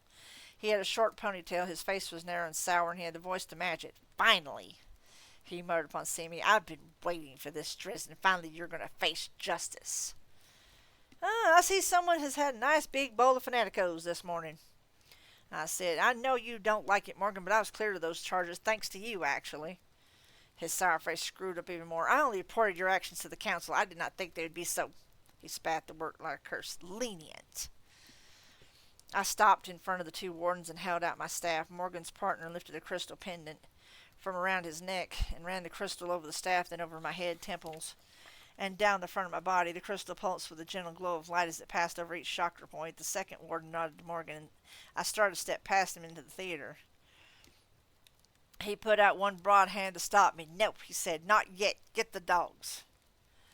The other warden frowned, but it was all the protest he made. He turned and slipped into the theater, and a moment later emerged with a pair of wardhounds behind him. In spite of myself, I swore and took half a step back from them. "Give me a break, Morgan. I'm not enspelled, and I'm not toting a bomb. I'm not the suicidal type." "Then you won't mind a quick check," Morgan said. He gave me a humorless smile and stepped forward. The wardhounds came with him. They weren't actual dogs. I like dogs. They were statues made of some kind of dark gray-green stone. Their shoulders are as high as my own belt. They had the gaping mouth and the two big eyes of Chinese temple dogs, complete with curling beards and manes. Though they weren't flesh, they moved with a kind of ponderous liquid grace, stone muscles shifting beneath the surface of their skins, as if they'd been living beings. Morgan touched each on the head and muttered something too vague for me to make out. Upon hearing it, both wardhounds focused upon me and began to prowl in a circle around me, heads down, the floor quivering beneath their weight. You know, that kind of reminds me of the ones that are in some of the Mista Pandaria instances. I knew they'd been chanted to take any of countless threats that might attempt to approach a council meeting, but they weren't thinking beings, only devices programmed with a simple set of responses to predetermined stimuli. Though wardhounds have saved lives often before, there had also been accidents, and I didn't know if my run-in with mob would leave a residual signature that might set the wardhounds off. The dogs stopped, and one of them let out a growl that sounded soothingly akin to bedrock being ripped apart by a backhoe. I tensed and looked down at the dog standing to my right. Its lips had peeled back from gleaming dark fangs, and its empty eyes were focused on the left hand, the one Mob had wounded by way of demonstration. I swallowed and held still and tried to think innocent thoughts. "They don't like something about you, Dresden," Morgan said. I thought I heard an almost eager undertone to his voice. "Maybe I should turn you away just to be careful." The other warden stepped forward, one hand on the short, heavy rod worn on his belt. He murmured, "Could be the injury. If he's hurt, wizard blood can be pretty potent and moody, too. The dog could be reacting to anger or fear through the blood." "Maybe," Morgan said testily, "or it could be a contraband he's trying to sneak in. Take off the bandage, Dresden." "I don't want to start bleeding again," I said. "Fine, I'm denying you entrance, then, in accordance with—" "Damn it, Morgan," I muttered. I but tossed my staff at him. He caught it and held it while I tore the makeshift bandage I'd put on my hand. It hurt like hell, but I pulled them off and showed them the swollen and oozing wound. The wardhound growled again and appeared to lose interest, pacing back over to sit down beside its mate, suddenly inanimate again. I turned my eyes to Morgan and stared at him hard. "Satisfied?" I asked him. For a second I thought he would meet my gaze, then he shoved my staff back at me and turned away. "You're a disgrace, Dresden. Look at yourself. Because of you, good men and women have died. Today you'll be called to answer for it." I tied the bandage back on as best I could and gritted my teeth from telling Morgan to take a long walk off a short cliff. And then I brushed past the wardens and stalked into the theater. Morgan watched me go and then said to his partner, "Close the circle." He followed me into the theater, shutting the door behind him. Even as I felt the sudden silent tension of the wardens closing the circle around the building, shutting it off from any supernatural access. I had never actually seen a meeting of the council, not like this. The sheer variety of it all was staggering, and I stood staring for several moments, taking it in. The space was a dinner theater of only moderate size, lit by nothing more than a few candles on each table. The room wouldn't have been crowded for a matinee, but as a gathering place for wizards, it was positively swamped. The tables on the floor of the theater were almost completely filled with black-robed wizards, variously sporting stoles of blue, gold, and scarlet. Apprentices in their muddy brown robes lurked in the fringes of the crowd, standing along the walls or crouching on the floor beside their mentors' chairs. The variety of humanity represented in the theater was startling. Candid Oriental eyes, dark, rich skins of Africa, pale Europeans, men and women, ancient and young, long and short hair, beards long enough to tuck into belts, beards wispy enough to be stirred by a passing breeze. The theater buzzed in dozens of languages, of which I could identify only a fraction. Wizards laughed and scowled and smiled and stared blankly, sipped from flasks and soda cans and cups, or sat with eyes closed in meditation. The scents of spices and perfumes and chemicals all blended together in something pervasive, always changing, and the auras of so many practitioners of the art seemed to be feeling just as social, reaching out around the room to touch upon other auras, to echo in straight dissonance with their energies, tangible enough to feel without even trying. It was like walking through drifting cobwebs that were constantly brushing against my cheeks and eyelashes. Not dangerous, but disconcerting, each one wildly unique and utterly different from the next. The only thing the wizards had in common was that none of them looked as scruffy as me.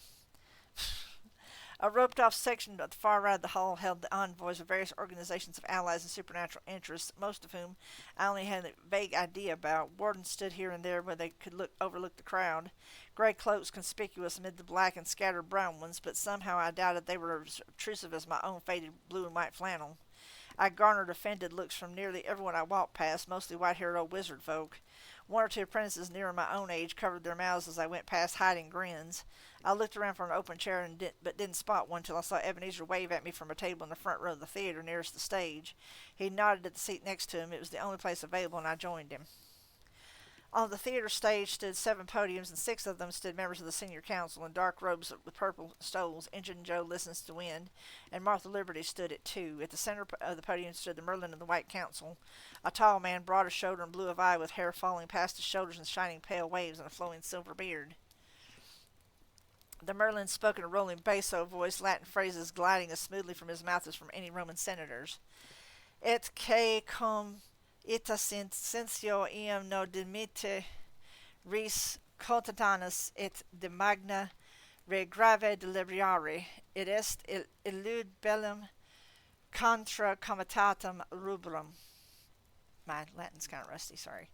And given the circumstances, I moved to dispense with the usual formalities in order to discuss the most pertinent issue before us, the war with the Red Court. Consensum habemus, all in favor?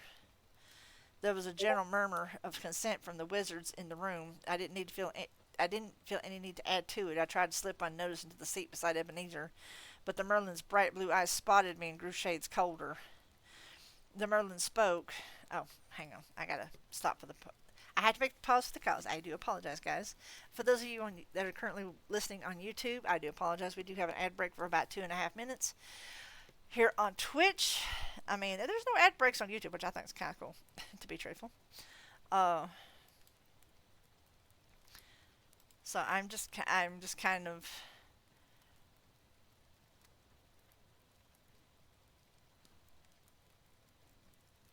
waiting and seeing. Let's see. I'm just looking to see. I heard a lot of bloops, and I'm trying to check things out.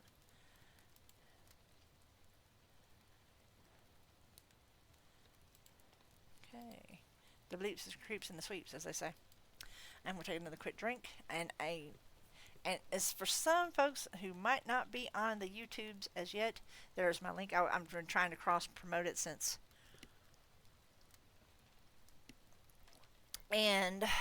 I am lovingly have my actual YouTube channel up and open over here, I'm actually going to put this in my chat.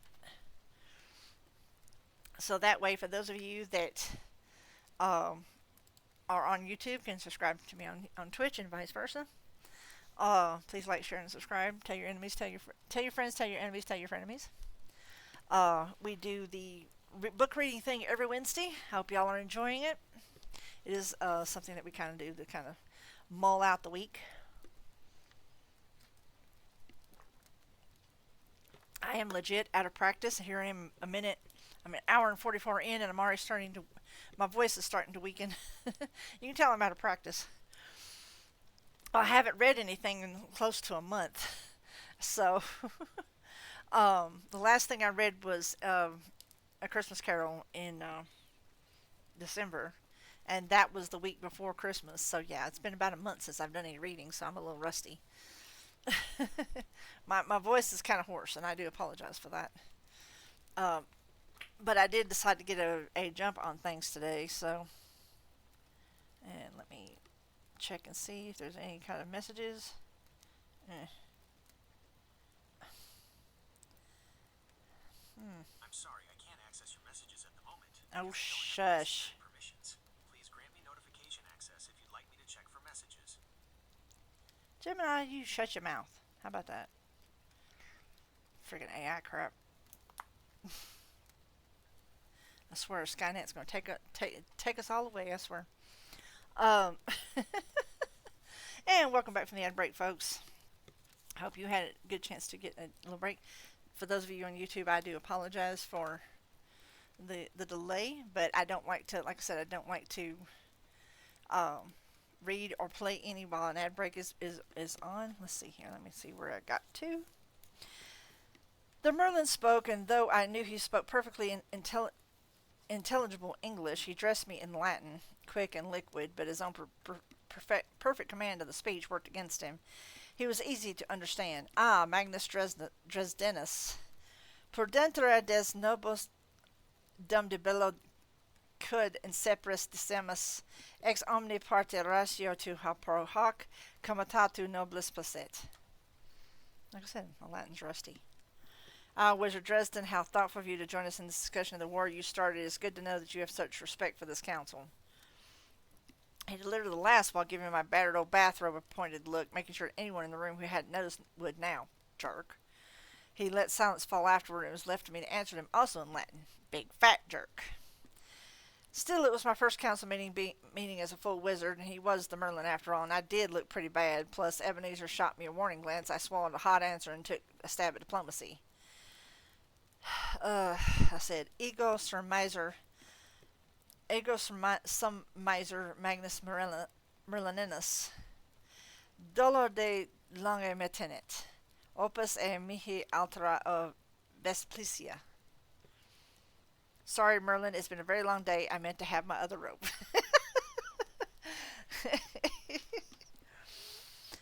Oh, that's what I tried to say. I must have conjugated something wrong because when I finished, the Merlin blinked at me, expression mild. Codest? Ebenezer winced and asked me in a whisper, Hoss, you sure you don't want me to translate for you? I waved a hand at him. I can do it. I scowled as I tried to put together the right words and spoke again. Excusaton... Like I said, my Latin's rusty. Excusatenentem vobis pro vestio meo etiam tardete facio. Please excuse my lateness in appearance. The Merlin regarded me with passionless, distant features, evidently well content to let my mouth run. Ebenezer put his hand over his eyes. What? I demanded in a fierce whisper.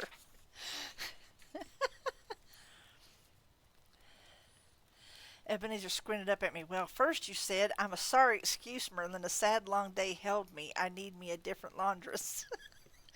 I blinked. What? That's what the Merlin said. And then you said, excuses to you for my being dressed, and I also make lately. I felt my face heat up. Most of the room was still staring at me as though I had some sort of raving lunatic, and it dawned on me that many of the wizards in the room probably did not speak English. As far as they were concerned, I probably sounded like one. Goddamn correspondence course, maybe you should translate for me, I said. Ebenezer's eyes sparkled, but he nodded with a grave expression. Happy to. I slipped into my seat while Ebenezer stood up and made an apology for me, his Latin terse and precise, his voice carrying easily throughout the hall. I saw the gathered wizard's expressions grow more or less mollified as he spoke. The Merlin nodded and continued in his textbook perfect Latin. Thank you, Wizard McCoy, for your assistance. The first order of business in addressing the crisis before us is to restore the Senior Council to its full membership, as some of you doubtless learned by now. Senior Council member Petrovich was killed in an attack by the Red Court 2 days past. A gasp and a low murmur ran through the theater. The, the Merlin allowed a moment to pass. Past conflicts with the Red Court have not moved with this kind of alacrity, and this may indicate a shift in their usual strategy. As a result, we need to be able to react quickly to further developments, which will require the leadership provided by full membership on the Senior Council. The Merlin continued speaking, but I leaned over to Ebenezer. Let me guess, I whispered. He wants to fill the opening on the Senior Council so that he'll be able to control the vote. Ebenezer nodded. He'll have 3 votes for sure then, and most times 4. What are we going to do about it? You aren't going to do anything, not yet. He looked intently at me. Keep your temper, Hoss. I mean it. The Merlin will have 3 plans to take you down. I shook my head. What do you mean? How? How do you know that? He always does things that way, Ebenezer muttered, his eyes glittering with something ugly. A plan, a backup plan, and an ace in the hole. I'll shoot down the first one, and I'll help you with the second. The third is all yours, though. What do you mean? What plan? Hush, Hoss, I'm paying attention. A balding wizard with bristling white eyebrows and a bushy blue beard, his scalp covered in flowing blue tattoos, leaned forward from the far side of the table and glared at me. Shh. Ebenezer nodded at the man. We both turned back to face the stage. And it is for this reason, Merlin continued, that I now ask Klaus Schneider, as a long-standing senior wizard of impeccable reputation, to take on the responsibility of membership in the Senior Council. All in favor? Martha glanced at Ebenezer and murmured, A moment, Honored Merlin.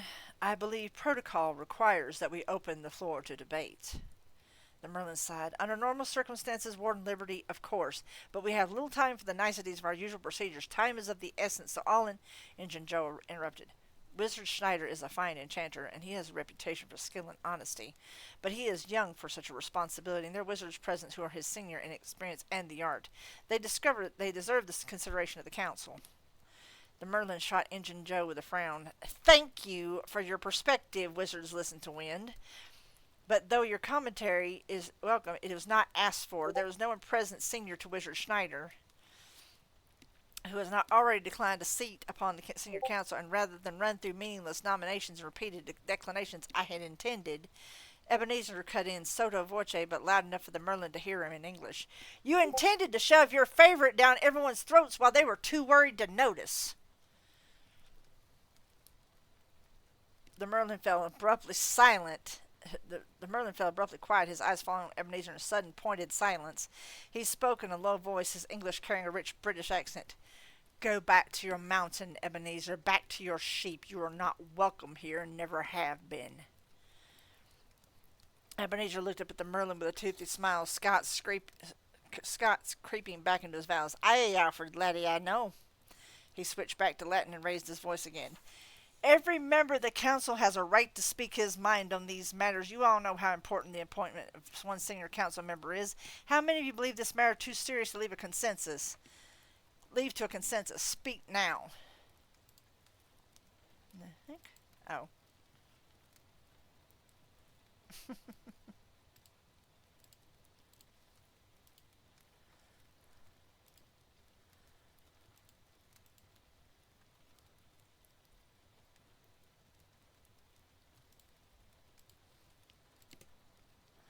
The theater rumbled with a general aye, to which I added my own voice. Ebenezer looked around the room and raised an eyebrow at the Merlin.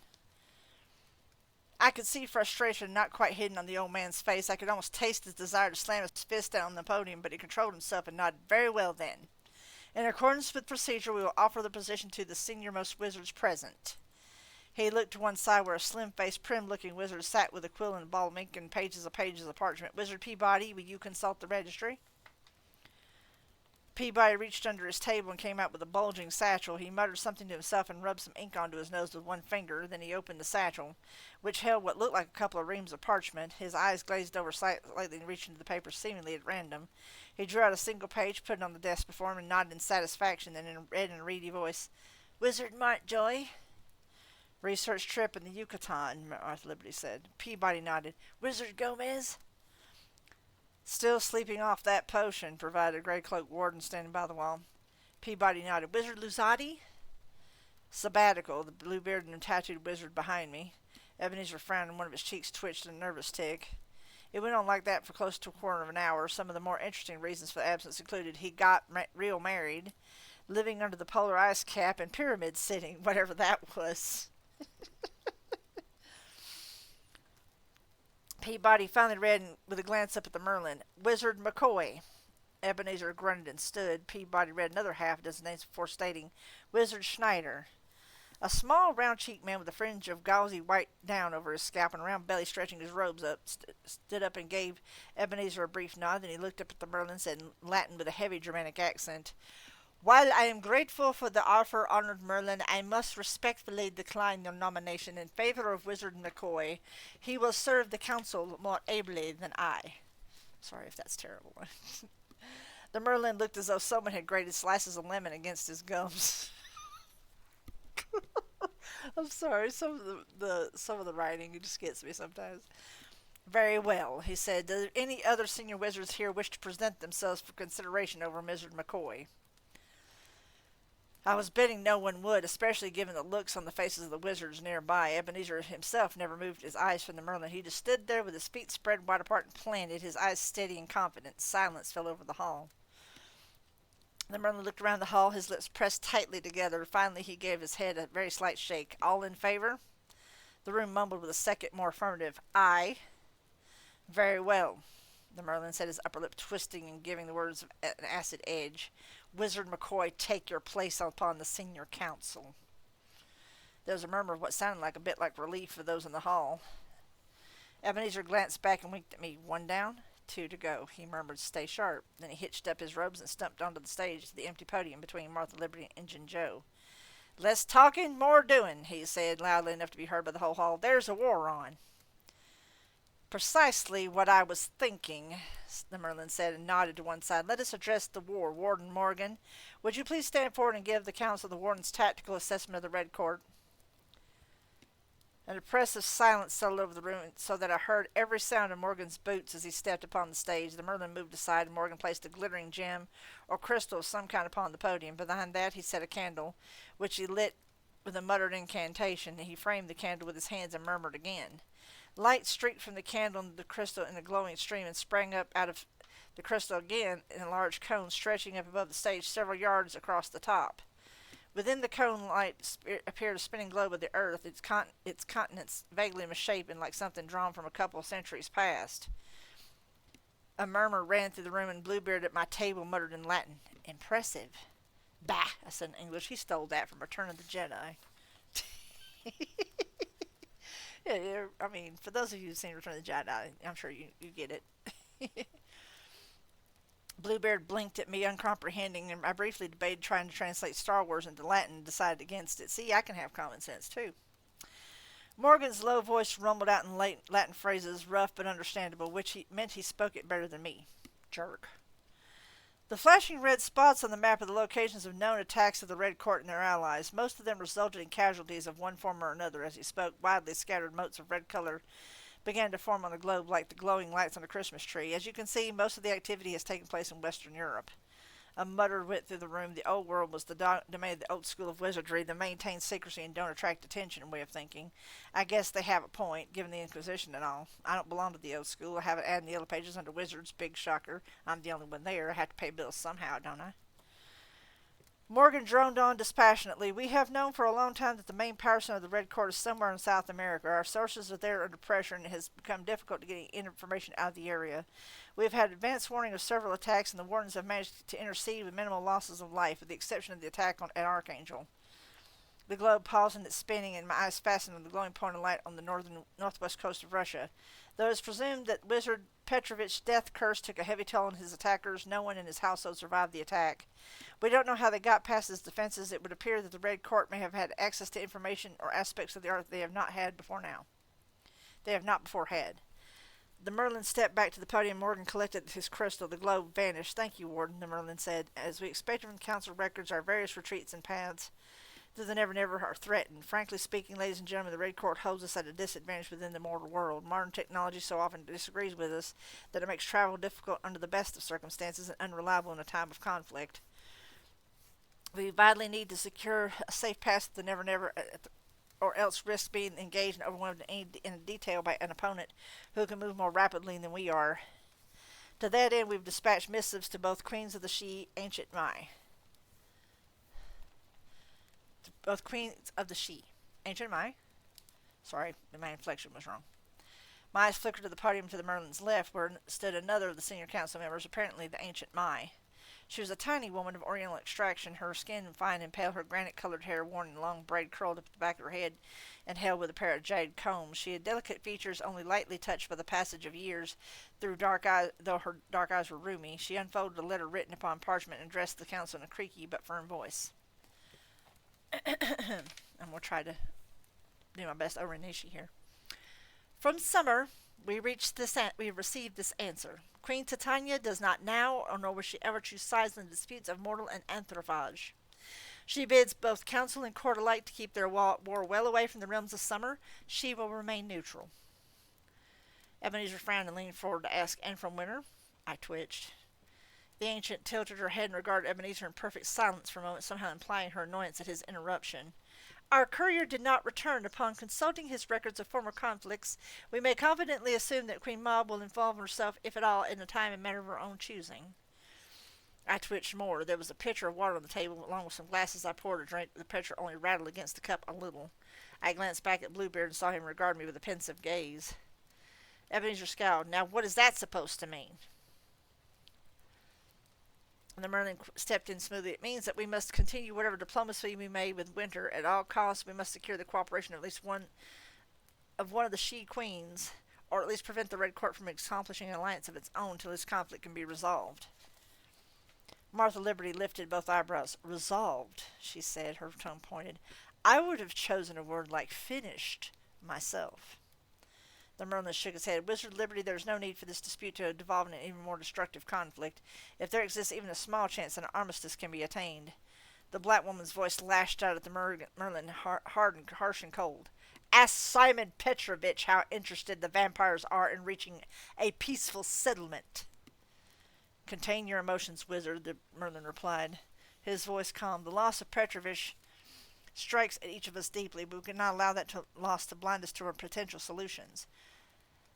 Simon knew them, Merlin, Martha said, her tongue flat. He knew them better than any of us, and they killed him.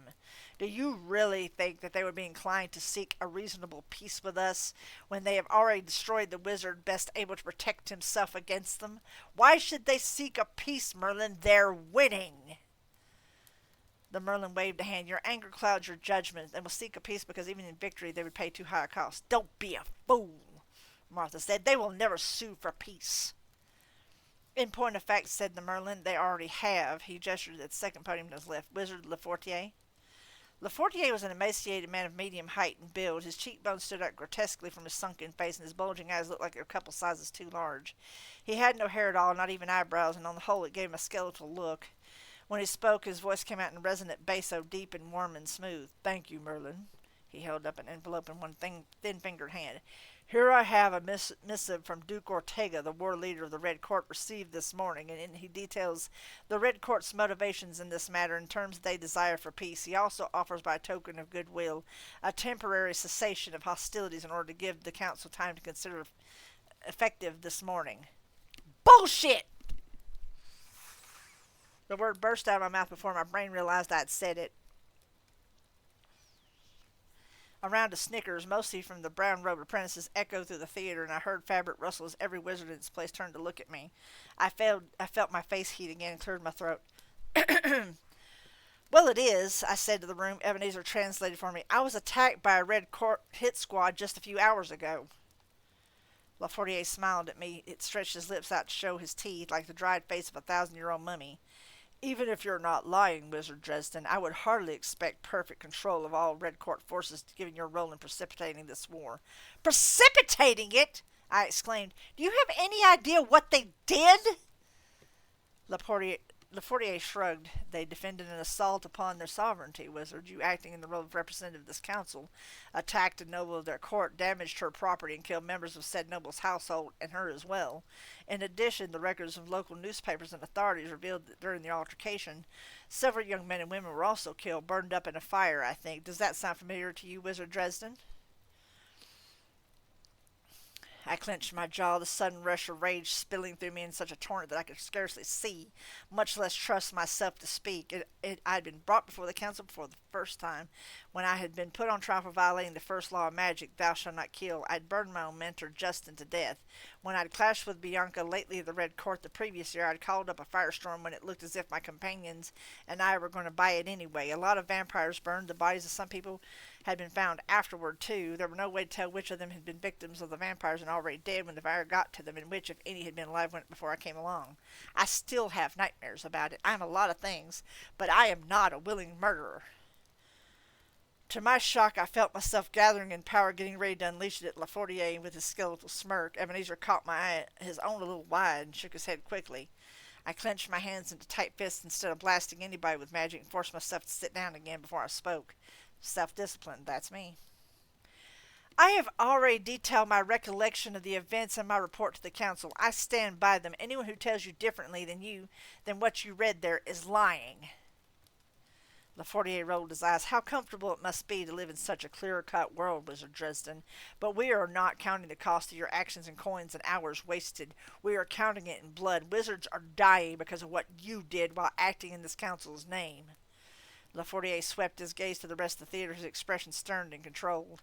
Frankly, I think it may be wise for the council to consider that we may be indeed stand in the wrong in this matter, and that it might be prudent to give careful consideration to the Red Court's terms for peace. What do they want? I snarled at the man, Ebenezer providing the Latin for the rest of the council. A pint of blood a month from each of us, right to hunt freely wherever they choose, amulets to shield them from the light of the sun. Lafortier smiled at me and folded his hands atop his podium. Nothing so dramatic, Dresden. They simply want what any of us would want in this situation. They want justice. He leaned toward me, bulging eyes glittering. They want you. And that is where we're going to end. It is exactly a little after 2 hours, and my voice is starting to grow very hoarse. So, unfortunately, we didn't get our usual 10-chapter thing in, but there's a lot of long chapters and kind of establishing what's going on right now. So that is to be continued next week. Same bat time, same bat channel. So that will be all for Storytime with Sin today. We'll be taking that up next week, next Wednesday, at around the same time, about 1 p.m. Mountain Time, and going to almost 3 p.m. Mountain Time.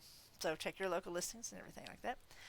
For those of you on YouTube, this is where we're coming to a close for Storytime with Sim. We will be coming back here in just a few moments with some gameplay for Dreamlight Valley. It's okay. It's all good. Um, yes, check out the YouTube channel. If you're here on Twitch, that is my YouTube channel. So I'm currently streaming in concurrently, and I do have the link for Twitch up in the YouTube channel as well. And Bunny, if anybody ever requires let me kill that. If anybody ever requires the Discord link or anything like that, feel free to post it. Feel free to post it in the YouTube chat, but don't do that right now. I mean, it's already there and it hasn't moved, so it's fine. I just need to take a drink, and I'm going to be pulling up Dreamlight Valley here in just a moment, but I am going to take a pause for the cause to rest my voice, rest my eyes, take the dog out. This is my 2 hour self check, because I'll say this for those of you in the audience and who have always wondered about streaming and what it can do for you and what you need to do for it. Always program in a self-check at about 2 hours in, so that way you can get up, you can stretch, you can do whatever, and then that way, you can make sure that you're nice and limber for it. um,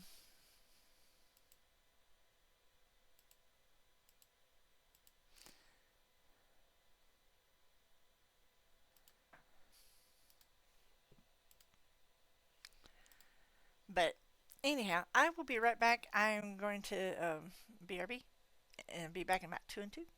Enjoy the clips, or enjoy the screen anyway.